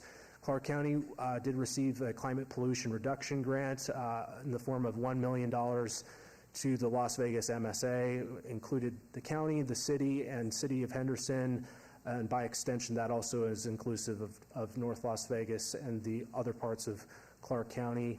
That will help for additional climate planning and additional funding for reducing environmental impact throughout our jurisdiction. We've been working on our CPACE program, and the English Hotel is one of the projects that has taken advantage of this program. It's a commercial property assessed clean energy program. Every once in a while you see resolutions that come forward before you to put energy efficiency and renewable energy or water conservation projects through this financing vehicle to help reduce the impact of the building, and it's part of the building's capital stack. We've also been working on a number of energy efficiency programs that NV Energy makes available to us and other business customers. So LED lights at community centers, for example, retrofits at our community centers. We've been able to do those types of improvements and get some money back from NV Energy by participating in these programs. And then finally, I'll close with our 2050 plan and its implementation. We'll have a more in-depth report on that coming up at an upcoming council meeting. We're briefing Planning Commission at their next meeting on this, but the transportation and land use side of the equation is something that we're also looking at. We're looking at how we can leverage some of those federal opportunities that have come forth for other transportation modes, bicycling and high-capacity transit of some form, be it bus rapid transit or possibly light rail on major corridors like Charleston Boulevard. Matching up the land uses with that is part of energy consumption as well, in the form of efficiency in walking and biking and using electrified modes of transportation. By extension, we also have to look at other parts that make a community whole as part of implementing the master plan. So we've been working with respective council offices, most recently Councilwoman Diaz in East Las Vegas, with Councilwoman Bruni and Alan Polinski on La Madre Foothills and Kyle Canyon, and very soon Councilman Knudsen and Councilman Creer on Charleston and West Las Vegas and Twin Lakes. So over time, we'll continue working things out on special area planning, including out with Summerlin as Summerlin develops, and hopefully we have an opportunity to work with Councilwoman Seaman on special area planning in that area to implement sustainability projects there. With that, I'd be more than willing to answer any questions that any of you might have, and I will definitely close with a thank you to Tom Perigo. He's been a mentor and a guide, and I definitely can say I would not be here where I am today without his leadership, and he will be truly missed. Big shoes to fill. Well, you're just a fine representative of everything he was espousing and doing every day, and I know he will always give credit to every member of the team and his colleagues at the leadership level, but everybody that's worked in one of his several departments, that's where the work gets done, and we know that, and so we're grateful to him. But boy, you are a shining example of what it is to really get in there and put your heart and soul into the achievements that you've already given us credit for and presented to us all. So we thank you, Marco. You got good genes, too, from your daddy and your mom. But comments, questions, anyone? I know we're just really pleased. Yes, Mayor Pro Tem, please. Sorry, I think this is a great first meeting for you, Mike, because these are all things that I'm really super interested in. Marco, anything you've been a part of, I've always been supportive of. I think you are exceptional, and I say that every time you present, so I'm not going to say it anymore, but you're still very exceptional. I'm just obviously very interested in the Charleston corridor, and I think it's important to maybe at some point in the future to tie in our efforts with the RTC's efforts, and especially with that $6.5 million or so they got recently, and how they overlap and what that looks like, especially from the land use side along the Charleston corridor, because I think that'll be incredibly important as the medical district really develops over the next couple of years. I can start to focus a little bit more attention on the Charleston corridor and how to create an environment where Charleston looks different, and I think that'll be important for the transit corridor that it has the potential to be. And then Mr. Perigo, I don't know if he's paying attention anymore, but I would just say, like, Marco and I came up under the same mentor, so you did fine work. And I recently did a 360 evaluation, and someone said that I always walk into a room with an agenda, and I learned that from you. I don't know if it was a compliment, but it was very accurate, and I learned it from you. I learned never take no for an answer. No doesn't really exist. You just have to figure out another way. And I honestly, very, very truly, honestly would not be here right now if I didn't learn from you that the world is bigger than what we think it is, and nothing is black and white. It's very gray, and you have to be able to wiggle and figure out ways to make things happen. And I learned that directly from you, and my life is here, which I'm very grateful for. I've also learned that if you're going to carpool with someone, you need to get in writing what the relationship looks like. So lots of things I've learned from you, and incredibly grateful for everything you've done, and don't be a stranger. Thank you. Thank you again. This was a report only, so we don't have to do anything but know you're going to be part of us for a long time ahead. So you started, what year did you start with the city? I went to Valley. I'm a Valley Viking. It's okay. We're okay with Valley, too. I went to University of Nevada, Reno for a bachelor's and master's. I came back to Las Vegas. I started in 2008. And the year you started at the city was? 2008. 2008. You did a good job, Mr. Perigo. So thank you, Marco. We know we'll be with you for a long time. At least they will. Thank you. Thank you. Thank you so much. Okay, so obviously we didn't break for lunch because we are winding down here, and I am going to instruct the city clerk to set the public hearing dates and appeals from the City Planning Commission meetings, dangerous buildings, nuisance litter abatements, please. Will do, thank you. Thank you. And then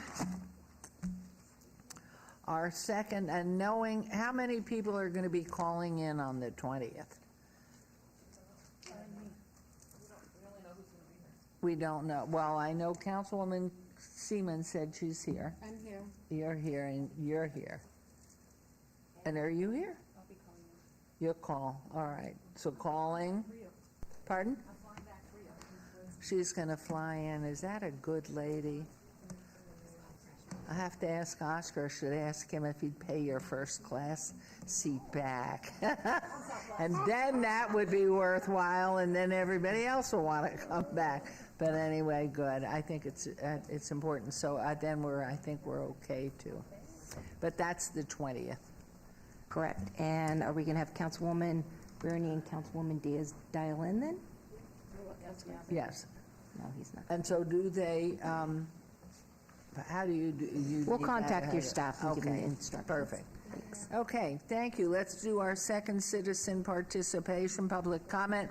During this portion of the agenda must be limited to matters within the jurisdiction of the City Council. No subject may be acted upon by the City Council unless the subject is on the agenda scheduled for action.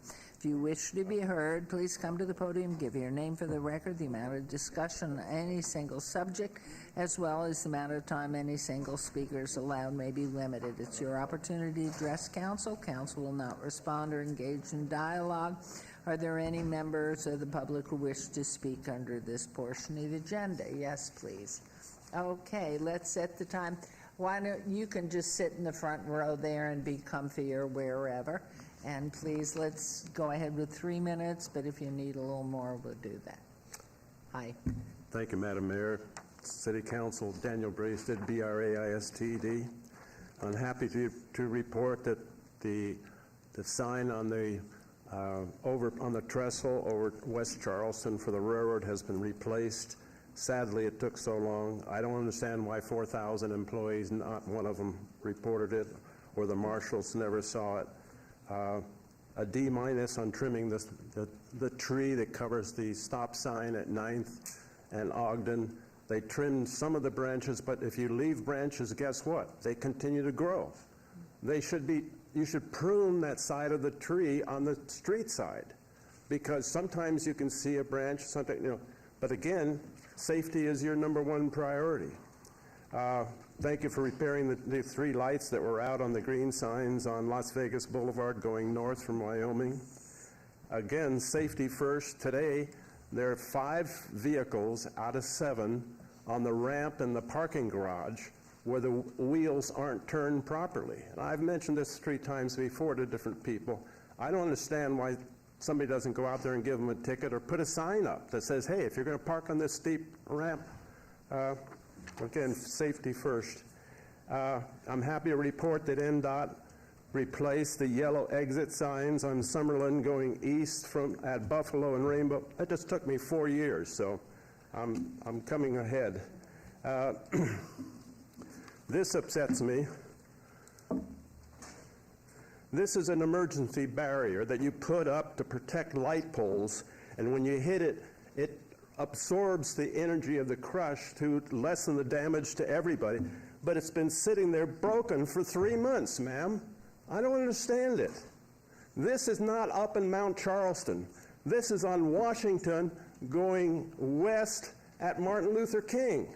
I mean, doesn't anybody in this town go that? It's a stop sign. People should stop and look around and report it. But I'll report it. That's the way it goes. You've got space on your agenda. I mentioned this to the county also. They've got space on their agenda. Put something in that's upcoming. Put your book fair in October. List it in there. Referencing the idea of going to Dubai to talk to companies. These companies are coming to Las Vegas at the trade show. Do we do any advertising in their brochure that come down here and have a special meeting where you wine and dine them? They're coming here. And to tell them all the good stuff that you're doing. All this stuff that we heard today on innovation, I hear it once a year at this meeting. I don't see slides on it. I don't see upcoming events. It's a great effort, but hopefully the news staff will know about it. So, thanks. Thank you. Okay, thank you. Thank you, Mayor Goodman and City Council members. My name's Grace Albanese, Albanesc. I'll be talking about my V-hole, just like you had said, Ms. Councilwoman Diaz. So apparently my thoughts in my head, which are being seen by Steve Barrios, have a huge financial impact on people's pocketbooks. And Steve Barrios sells my thoughts, and then they are resold for a lot of money at the Jewel apartment complex over here on 3rd and Bonneville. That's JUHL, where I'm being stalked by by dogs. And then particularly my thoughts when I see a dog stalk me. Steve Barrios will sell that thought to people who live in the Jewel and who are staging all these dog stalkings, and because they make a lot of money off of my thoughts when I see a dog, and then they're reselling those pictures of my private thoughts at the Jewel Apartments.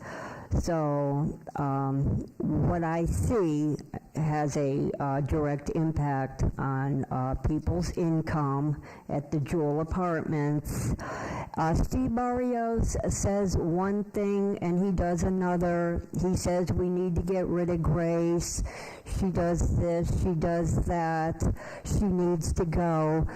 And then he turns around and he makes a lot of money off of Grace. By selling my pictures of my thoughts and my dreams to people. He says one thing, he does another, he says I need to go, and then he turns around and he makes money off of me by reselling pictures of my thoughts and my dreams to people, particularly at the Jewel apartment complex over here on Bonneville and 3rd. And I even heard a woman tell him when they met, they exchanged pictures and video of my thoughts and dreams for money. And a woman said, you know exactly what we want you to do. Pictures he had enlarged. These two I enlarged, Steve Barrios told somebody he met. So they buy pictures of my thoughts and dreams from Steve Barrios, and then they resell them for a lot of money, particularly when I see a dog. I'm being stalked by all these dogs in front of the Jewel Apartments over here on 3rd and Bonneville, and then around the corner where I sleep. And is that it? All right, thank you.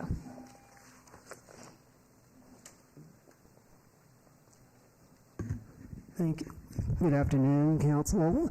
My name is Matthew Tramp of Las Vegas. I'm commenting regarding eventually in the next few months you will be appointing a school board member. One of my objections I did not like about 175 is I don't want to see whoever gets appointed to be someone that was either a former school board trustee or a candidate who are rejected by voters.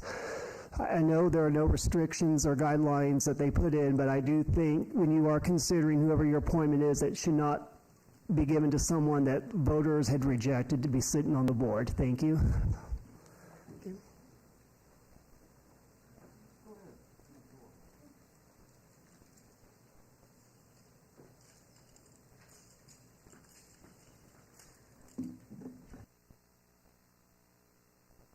You hear me? Did it not turn on? There we go. My name is Winter Sumter, Sumpter. I live in, I believe, Cedric Careers area, Ward 5, 89108. I'm here to address the gap there seems to be in the code and statutes regarding mold and rental units, because there seems to be nothing like protecting your renters from the situation that I am in, where my home is not habitable due to mold. And when I say that, like, the normal amount of mold in a house is around 500 spores per, cubic meter. There's 7,000 currently in my apartment. And I'm trying to figure out how to bridge the gap in code and statutes here because there's nothing like protecting your renters. The economic hardship of this is falling on me. It's not falling on the landlord or anything like that. I work very hard in this city. I work on all of the entertainment projects that all the major multi-million and multi-billion-dollar projects in this city I work on. I even worked on one this weekend at Caesars for the city. I would just like my city to help me in this problem and figure out how we can bridge the gap and actually do something, because many other states have things protecting renters when it comes to mold and water damage and habitability, because I do believe that the habitability of my home has been breached and there's nothing protecting me. I have contacted the Nevada State Bar, Code Enforcement, the Southern Valley Health District. I've contacted your office, Stephen Horsford's office, and nobody has any answers for me on how to proceed other than me suing them and all of the economic hardship falling on me, and there's no responsibilities that seem to be assigned to the party and the negligence that has happened that has created this. Not only does regular water, but surface water enters my home, and I would like a resolution. I would like to move forward if there needs to be legislation, if there needs to be codes or statutes put in place to help renters. I would like to help facilitate that. I don't know how any of this works, but I'm exhausted. I can't seem to find any answers anywhere to help somebody like me. Thank you. If you'll call Councilman Creer's office, certainly I'm unaware that you've called my office, but if you will call Councilman Creer's office, I will gladly follow up with anybody. I have my documentation. So do we have someone from your office? Harry's here? Okay. Mr. Williams will be talking to you shortly. He's here. Thank you, because I even went across the street to the Civil Law Center, the Nevada Legal Aid, the Tenant Landlord Hotline. I've called everybody and their mother. Good. Well, I can understand. Hopefully we So can I'm get here. you some help. So thank you. Thank you.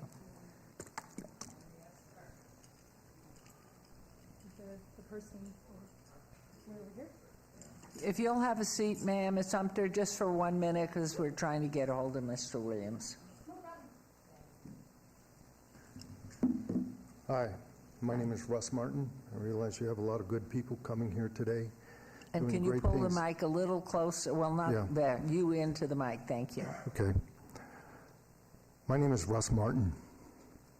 I realize you have a lot of good people coming here to do great things, but a house that's built on sand will soon float away. I've been defending myself for 4 years against a crime I didn't commit. And the criminal legal system has been violating the Constitution and state laws to induce me to plead guilty. I filed a district court case, and the judge violated the Constitution and state laws, squashing all of my charges. I realized I didn't have the power to be able to deal with this, so I decided to change the game and develop my skill, use my skills. I developed a website and databasing system. All of you council members have been databased. And anybody that has touched my case that has been going on for 4 years. Where Robert Moose, a policeman, attempted to murder me 4 years ago. This database is designed to destroy the careers of policemen, lawyers, judges, politicians. But even at that point, I decided I needed more power to be able to make a difference. The system communicates across America, the United States, in Europe, United Kingdom, and it's backed up in Russia. In this capacity, I realize that the police department and the whole legal system has declared World War III on the Constitution of the United States. As I studied this further, I understand now that the American government is declaring war on the Constitution. I believe that once the United States is given the knowledge and leadership, they will come to the rescue of the Constitution. I have two demands. My first demand, which I've been demanding for 4 years, is that Robert Moose, a policeman, is arrested for attempting to murder me 4 years ago. This was premeditated based on his actions and all the documentation has been put in public records. And even Diane Sullivan, current judge, has been violating the Constitution and state laws. On the 10th, the 11th, which is Monday, they may finally drop the charges against me under the terms that they dropped all the charges from felony down to a misdemeanor. But under that, they only had a year to bring charges against me. But I'm sure that they'll find a way out of it. My demands are, also, this goes to the manager, city manager, and the attorney general. You will pay me $2 million for damages that you have caused me and my relationship with my family and my ability to send my daughter to college. They threatened me with 5 years in jail. Okay, I'm sorry, sir. 3 Yeah, I minutes was understand. your limit. Thank you. I promise you guys what's coming. Is there anyone else that wishes to make comment during this period? I will close our second public comment, and we will move on to emerging issues. Any discussion? This is regarding potential items for future city council agendas. Any discussion must be limited to whether or not such a proposed item should be placed on a future agenda, and no discussion regarding the substance of any such proposed topic shall occur. No action shall be taken. Do we have? Yes. Here we go. Councilwoman Bruni, please. Thank you, Mayor. So a couple of weeks ago, or maybe a couple months ago, some of our leadership team members, including Kathy Thomas, received a report from a HUD technical assistant consultant who assessed the continuum of care in Southern Nevada and had some recommendations. So I would like to request that that report be shared out at City Council, please. Okay. Thank you very much. Anything else? Yes, Councilman Knudsen, please. Thank you, Mayor. It's just because it's your first meeting, Mike. R-4-2016, I want to see that again if we can. And I said that earlier, so I'm hopeful we got that down. Thanks. Just to be clear, Councilman, the focus of our 4-2016 was currently very focused on transportation, and you want to look at the broadness to match what we've been doing on the Innovation District, so that it's more appropriate for where we've actually been headed. You got it. And where we're going. Sure. Thank you. Okay, any other? No? I guess yes, Councilwoman Diaz? Thank you, Madam Mayor. Just because increasingly my office is getting more calls related to, I think, the increasing work that is creating a more robust offering of connectivity, internet connectivity, fiber. Could we kind of talk about how the needle is moving and what places and spaces and players are going to be offering? Because we did approve like the Gigablast, but I think it's just important for the overall audience to know where the expansion efforts are happening currently. Mayor Goodman, Mike Jensen, City Manager, Councilwoman Diaz, just to address you, a couple of things going on. We had the franchise agreement for AT&T Gigapower. They've started installations on some of the fiber connectivity, and we're also having conversations with Google and a couple other vendors. So I think the timing is really good, what you bring up, and we'll put that together and bring that forward. Thank you. Okay, I think we're on to our final item here, which is agenda item 49, council member recognition. And that is comments made by individual city council members during this portion of the agenda will not be acted upon by the council unless subjects on the agenda. And we're going to go in to out. So we're going to start with you, as long as you don't get up and leave. No, I'm here. Okay, Councilman Greer. Thank you. The Love on Jackson Block Party, according to Hunter Plan in Action, celebrates another milestone. I want you to join us and everyone in the Historic West Side celebrate the Love on Jackson Block Party on Friday, September the 8th from 4:30 to 7:30 p.m. We're excited that the revitalization efforts are coming to a neighborhood that once was bustling and thriving area on Jackson. This is in completion of our Complete Street program, one of many in the community. We'll have food, refreshments, local entertainment. We'll have a bounty house, face painters, and more. For more information, call 702-229-6191. The Doolittle Active Adult Center will host a fun day in the Kiangi Asaoki Palosio Park at the Doolittle Complex on Thursday, September the 21st at 10 a.m. There will be a picnic, health fair, music, games, and giveaways. Bring your lawn chair and blanket for comfort, and participating vendors are Help of Southern Nevada, Mammal Van, Humana, Aetna, and others. For more information, call 702-229-6125. Join me and my staff for our next community conversations, which will be held on Thursday, September the 28th at the new Starbucks located at 6110 West Lake Mead Boulevard. We welcome residents and businesses to join us for a cup of coffee to discuss community matters. For more information, please contact my office, 702-229-5443. And don't forget to save the date for the upcoming annual Ward 5 Community Forum, which takes place on Thursday, October the 12th, right here at City Hall. Participants will receive a high overview of projects and accomplishments for Ward 5 from keynote speakers such as Kathy Thomas, our Director of Neighborhood Services, Deputy City Managers on Infrastructure and Road Projects, Public Safety, Economic and Community Development, Homeless Efforts, Parks and Rec, Cultural Affairs, the whole gamut. The registration link is available. There's also a virtual option. Please contact my office for more information.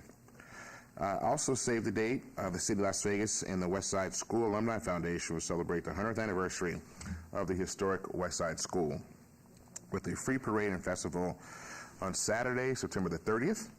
The parade will begin at 8th Street and Jackson Avenue at 10 a.m. and will head east on Jackson before moving south on D Street to conclude the historic West Side School at 330 West Washington. The parade will include floats, bands, dancers, and more. Following the parade, there will be a free festival in the school courtyard from 11 a.m. to 4 p.m. with entertainment, vendors, food, and more.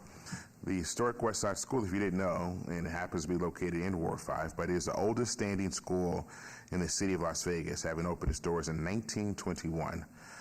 We'll have more information as we get closer to the date as well. And also, we're really excited about Mario's West Side Market is moving to the old CVS location, which is at 1425 West Lake Mead, which is on the parcel adjacent to the current Mario's West Side Market. The grand opening is going to take place on Monday, October the 30th. We'll have more details as well. They're doing a great job, and also to Nagro Construction for putting together a beautiful facility. The Inspiring Children's Foundation Program, the United States Tennis Association, USTA, awarded Ward 5, Lorenzi Park, and the Aspiring Children's Foundation Program with the annual National Facility of the Year Award, which recognizes the Lorenzi Park and Aspiring Children's Foundation Program as the best in the nation. They had an award ceremony at the U.S. Open just last week. There to accept the award were the Inspiring Children's Foundation Chief Executive Officer Trent Alenick and Tennis Director James McGee. The award was presented, as I mentioned, at the U.S. Open in New York by the United States Tennis Association Director of Facilities. Inspiring Children's Foundation provides free and subsidized tennis at Lorenzi Park on a weekly basis. The program has been so successful that the USTA has duplicated it in 22 cities nationwide. To date, thousands of children have gone through the program, and hundreds have received scholarships to the best colleges in the nation using academics as well as tennis. The #1 tennis team in history, and Bob and Mike Bryan sponsor the Team Bryan program at the No Quit Tennis Academy at Lorenzi, and recently did a free community-wide clinic. We do, Ward 5 in my office, host a free tennis carnival twice a year at the Lorenzi Park facility, making tennis available to everybody in the community. For more information, go to Inspiring Children's, and big congratulations to Ryan Wolfington, Trent, Coach Tim Blinkiron, and the entire team. You guys do an amazing job, and we look forward to continuing to support you and getting more champions coming out of our community. My office is constantly working to provide updates on services. Don't forget to subscribe to our newsletter and send an email to tjackson@lasvegasnevada.gov. Thanks. Thank you. And Mayor Pro Tem. Thank you, Madam Mayor.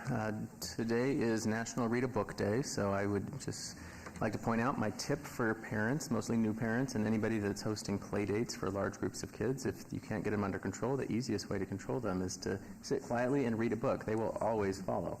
Every child I've ever been around will always follow you if you read a book. So quick tip. And the next Brews with Brian It is at Steiner's. This is a pub, and it's September 20th at 5:30. For anybody who's interested in joining us, let us know. It's always super fun. I always stay a little bit longer than 6:30, probably longer than everybody else, because I like to have a good time. So come on out and join me. Wait a minute. 5:30 we and 2. may not be through council at 5:30. You better be We better be flexible. done by 5:30. Okay. Yes. I will stay later. The constituents, 5:30 and 2. they can complain up until 6:30, and then it's fun times for all. Okay. Thanks, Mayor. Thank you. Councilwoman Seaman, your turn, please. Thank you, Madam Mayor. So first I want to welcome, did he already leave? Aaron Polanski for joining us today on the dais, but he has already left. He was a former intern at my office, and welcome. Anyway, on August 16th, I attended our Piccoli Ranch HOA monthly board meeting where I met with the Ward 2 residents and heard their concerns. The board and residents of Piccoli Ranch do an amazing job at keeping that neighborhood beautiful. On August 31st, I attended the Israeli American Council where I recognized them for their outstanding work on behalf of the Jewish community. We all need to unite against the rise in anti-Semitism and support the work that the IAC is doing to eliminate hate from our great nation. On September 1st, I spoke with families at the Prison Families Alliance meeting. It's a wonderful organization that provides essential support and resources for families of incarcerated persons. So now we have Nalia, a cute female dog, 6 years old and looking for a forever home. Then we have Kylo, a sweet female cat that is 12 years old and looking for a forever home. If you would like to adopt either one of these animals or any other animal, please contact the Nevada SPA at info@nevadaspa.org, or you can call them at 702-873-7722. Do you own a small business and want to get the word out? Be a part of our free promotional Small Business Saturday program, and I will spotlight your company on our social media channels. You can contact us at our office, 702-229-2420, or email us at ward2@lasvegasnevada.gov. On September 11th, you can join us in Ward 4 for a 1013 Club's 21st annual memorial for the victims of 9/11 attack. The memorial will be held at Police Memorial Park from 11 to 1.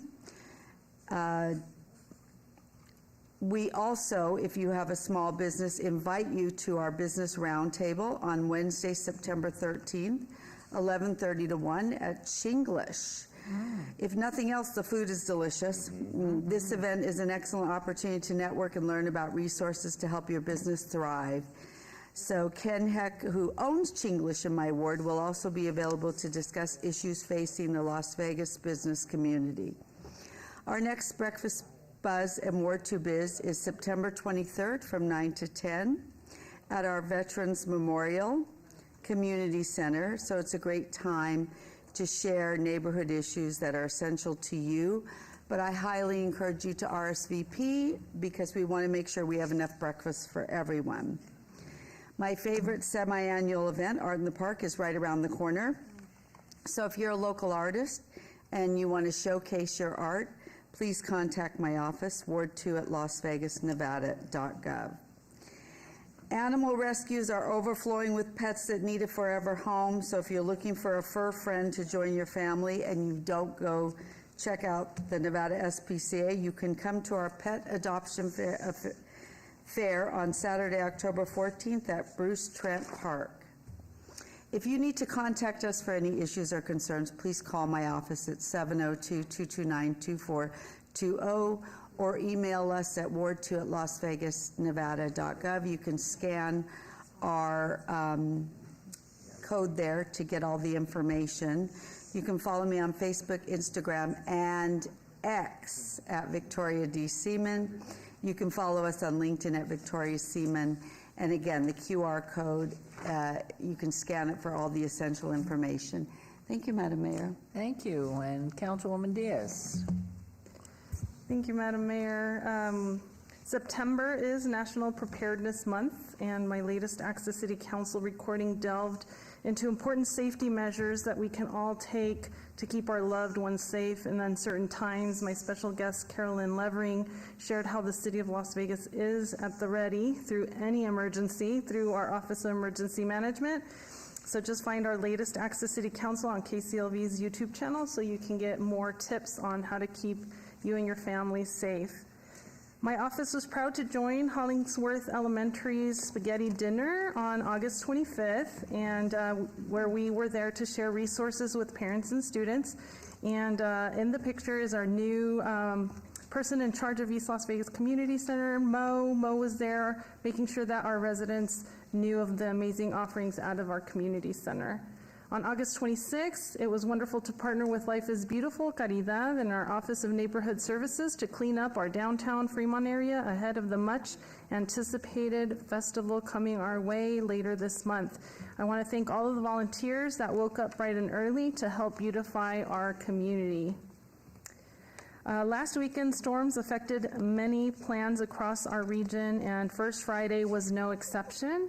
We had to obviously hit pause and cancel First Friday last Friday. So we want to give everyone a rain check to do First Friday over. So come on over on this Friday, September 8th, and enjoy art, local music from 5 to 11.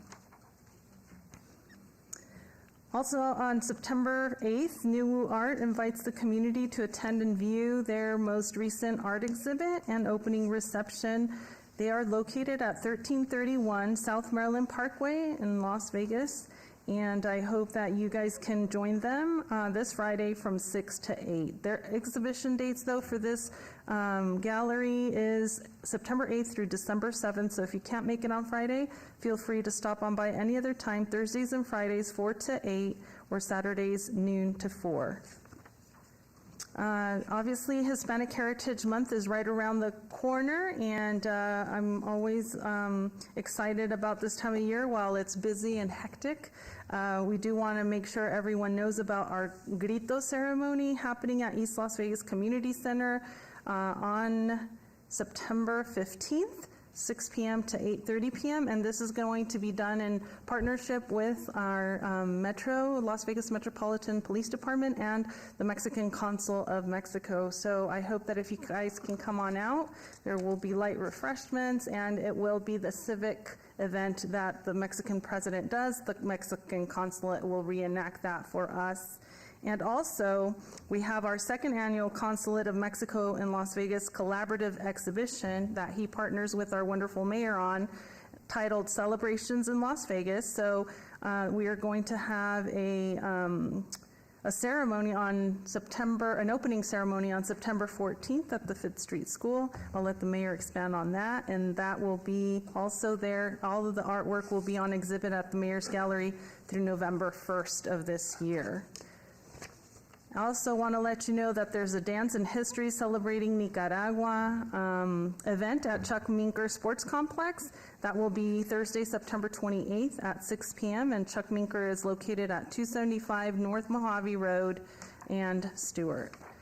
If you know of a family who has a soon-to-be quinceañera but they can't afford the party, tell them about Once Upon a Quince event. We are stopping registration September 10th, so they can register by scanning that QR code on your screen or stopping by East Las Vegas Community Center or dropping an email to viacosta@lasvegasnevada.gov. The quinceañera must be 14 to 16 years old and living in the city of Las Vegas, and the candidates that will be celebrated in this Once Upon a Quince celebration will be drawn at random. And that's it for me. Stay in touch with our office at our different handles, and also text us or call us directly, 702-229-2359. Email's always good, ward3@lasvegasnevada.gov. Thank you very much. And Councilwoman Bernie, please. Thank you, Mayor. I want to start by congratulating Steve, Sabra, and Mike for your recent promotions and appointments. I'm really excited about the fresh energy and new perspectives you'll bring to our city management team.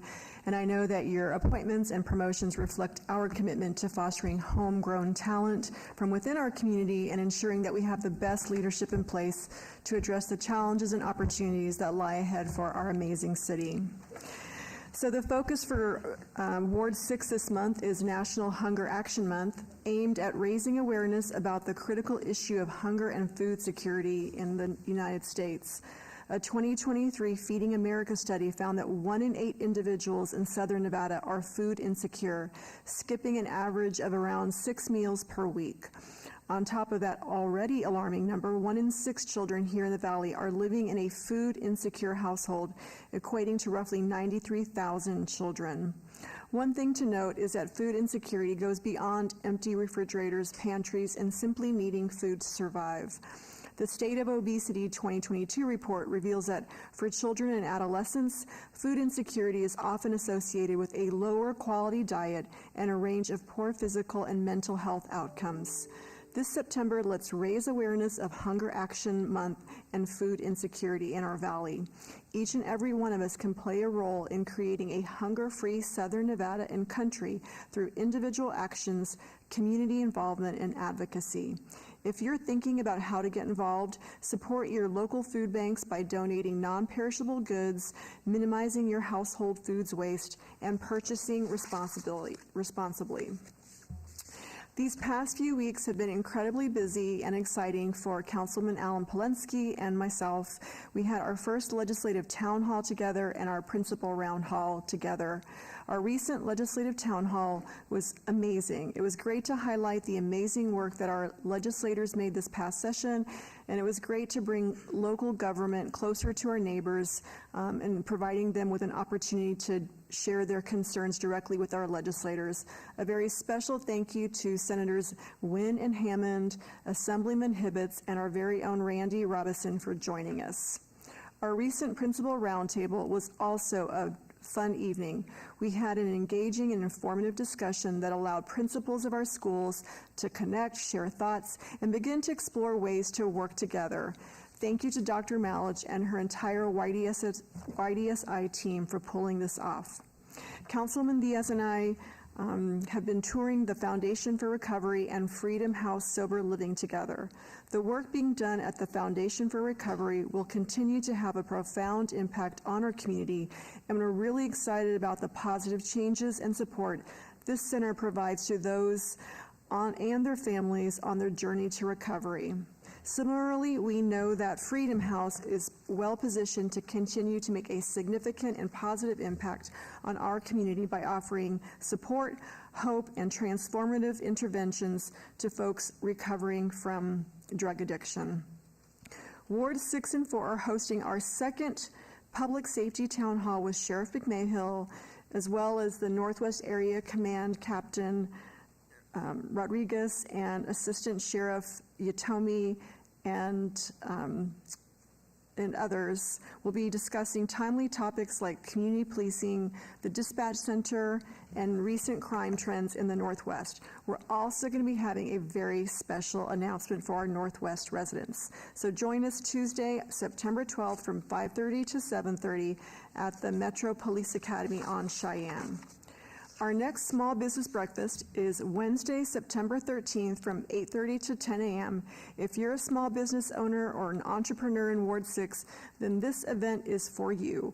We'll be hearing from Andrew Woods, the Executive Director of the Center for Business and Economic Research at UNLV, as well as our city team members to talk about opportunities and supportive programs. So you can basically come to my breakfast and then hop on over to Councilman Seaman's breakfast or lunch for another small business roundtable. Make sure to RSVP at our office to reserve your spot. Our next Bocaditos with Bruni is on Thursday, September 14th. As always, we'll be at our satellite office at the Centennial Hills YMCA from 9 to noon. The city's free outdoor concerts are making a comeback, returning this month. Experience the magic of Andrew Lloyd Webber's music on Saturday, September 23rd at 7 p.m. at the Centennial Hills Park Amphitheater. Bring a low-back chair or blanket to be more comfortable and enjoy the amazing music. Again, all concerts are free, open to the public, and appropriate for all ages, so make sure to stop by for one of them. Our next Yappy Hour is Friday, September 29th from 6 to 7 p.m. at Pop Squires Park. We'll be having free treats brought to our neighbors by Coffee Religion, as well as some goodies brought to you by our Ward 6 team. As always, please reach out to our office if you have any concerns. You can call 229-5463 or email us at ward6@lasvegasnevada.gov. Thank you, Mayor. Thank you very much. Councilwoman Polanski. Thank you, Madam Mayor. Councilwoman Brony stole my stuff, but I'll make it brief. Oh, you're tender. Next slide. We had our legislative town roundtable, and it was great. Wonderful turnout, healthy, positive dialogue. Look forward to doing it again in 2 years. So the following day, I had the opportunity to take a tour of 3 Square Food Bank. During 2001 through 2002, 3 Square distributed a staggering 42 million meals. September is Hunger Action Month, and we're so thankful for the tremendous resources they provide our community every day. Next, on August 23rd, I joined Officer Kim Henry for a ride-along with Animal Protective Services. APS receives over 20,000 calls a year, spanning 140 square miles of the city of Las Vegas. They do a fabulous job, and I learned a little bit more about what our animal protective officers do on a daily basis. Councilwoman Brony and I hosted our Principals Roundtable, the first one to ever take place in Ward 4 and Ward 6. I'm very proud of that. We had a room full of participants representing all grade levels in CCSD, charter, and private schools across Wards 4 and 6. We had a great conversation discussing their concerns and how we can help them. A big shout out to Jackson Bentham and Dr. Tammy Malich for their presentations, as well as staff from various city departments for their thoughtful input and contributions. Next, the slides of the faces and names of children who have gone missing in Nevada since October 22nd. Please take a close look, and if you have any information, please contact LVP MPD Missing Persons Detail. Over 20 kids go missing every day in our state. Please join Nevada Child Seekers on September 13th for volunteer training. The organization offers free workshops for kids, teens, and parents which focus on abduction prevention, internet and personal safety, bullying prevention, and so much more. For more information, please contact Heather at Child Seekers. And I'd like to bring your attention to the middle slide. Most importantly, the Home Free program provides runaways, homeless, or exploited youth between ages of 12 and 21 with a free bus ticket home or an alternative safe environment. Visit 1-800-RUNAWAY.org or call 1-800-RUNAWAY for more information. That's a no questions asked bus ticket home. Next, last Wednesday, I toured Las Vegas Metro Police Department's dispatch center and learned about the vital work they do for us every day. I had the opportunity to speak to the 40 individuals who are currently going through Dispatcher Training Academy, and I thank them for their dedicated service to our community.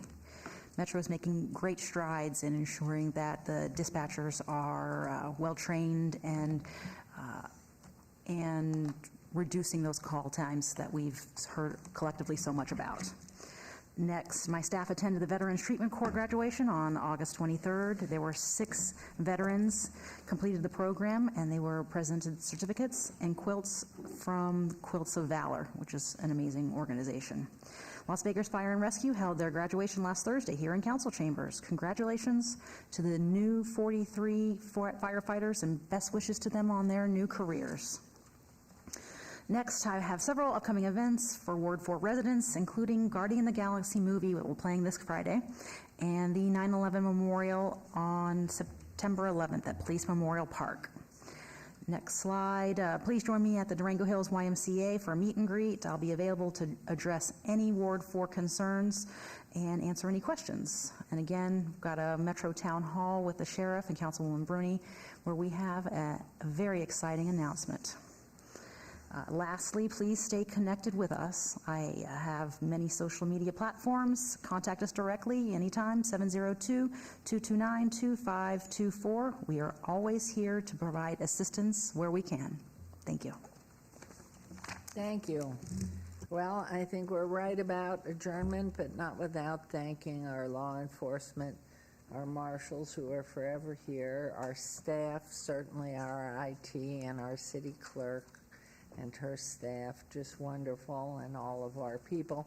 But special congratulations to all those honored today, and a special best wishes to you, Tom Perigo, as you go off into a very boring retirement. I'm sure not. A little fishing, grandchildren to take care of, and of course, to welcome our new staff members. You are going to have the time of your lives. This is the place to be. And Steve Ford, congratulations on another promotion. There's only one more step up to go.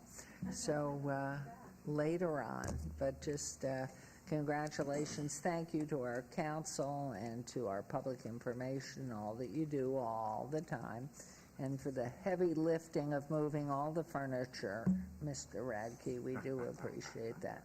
So with this, we are now adjourned. Our next meeting is Wednesday, September 20th. Have a great time. Thank you.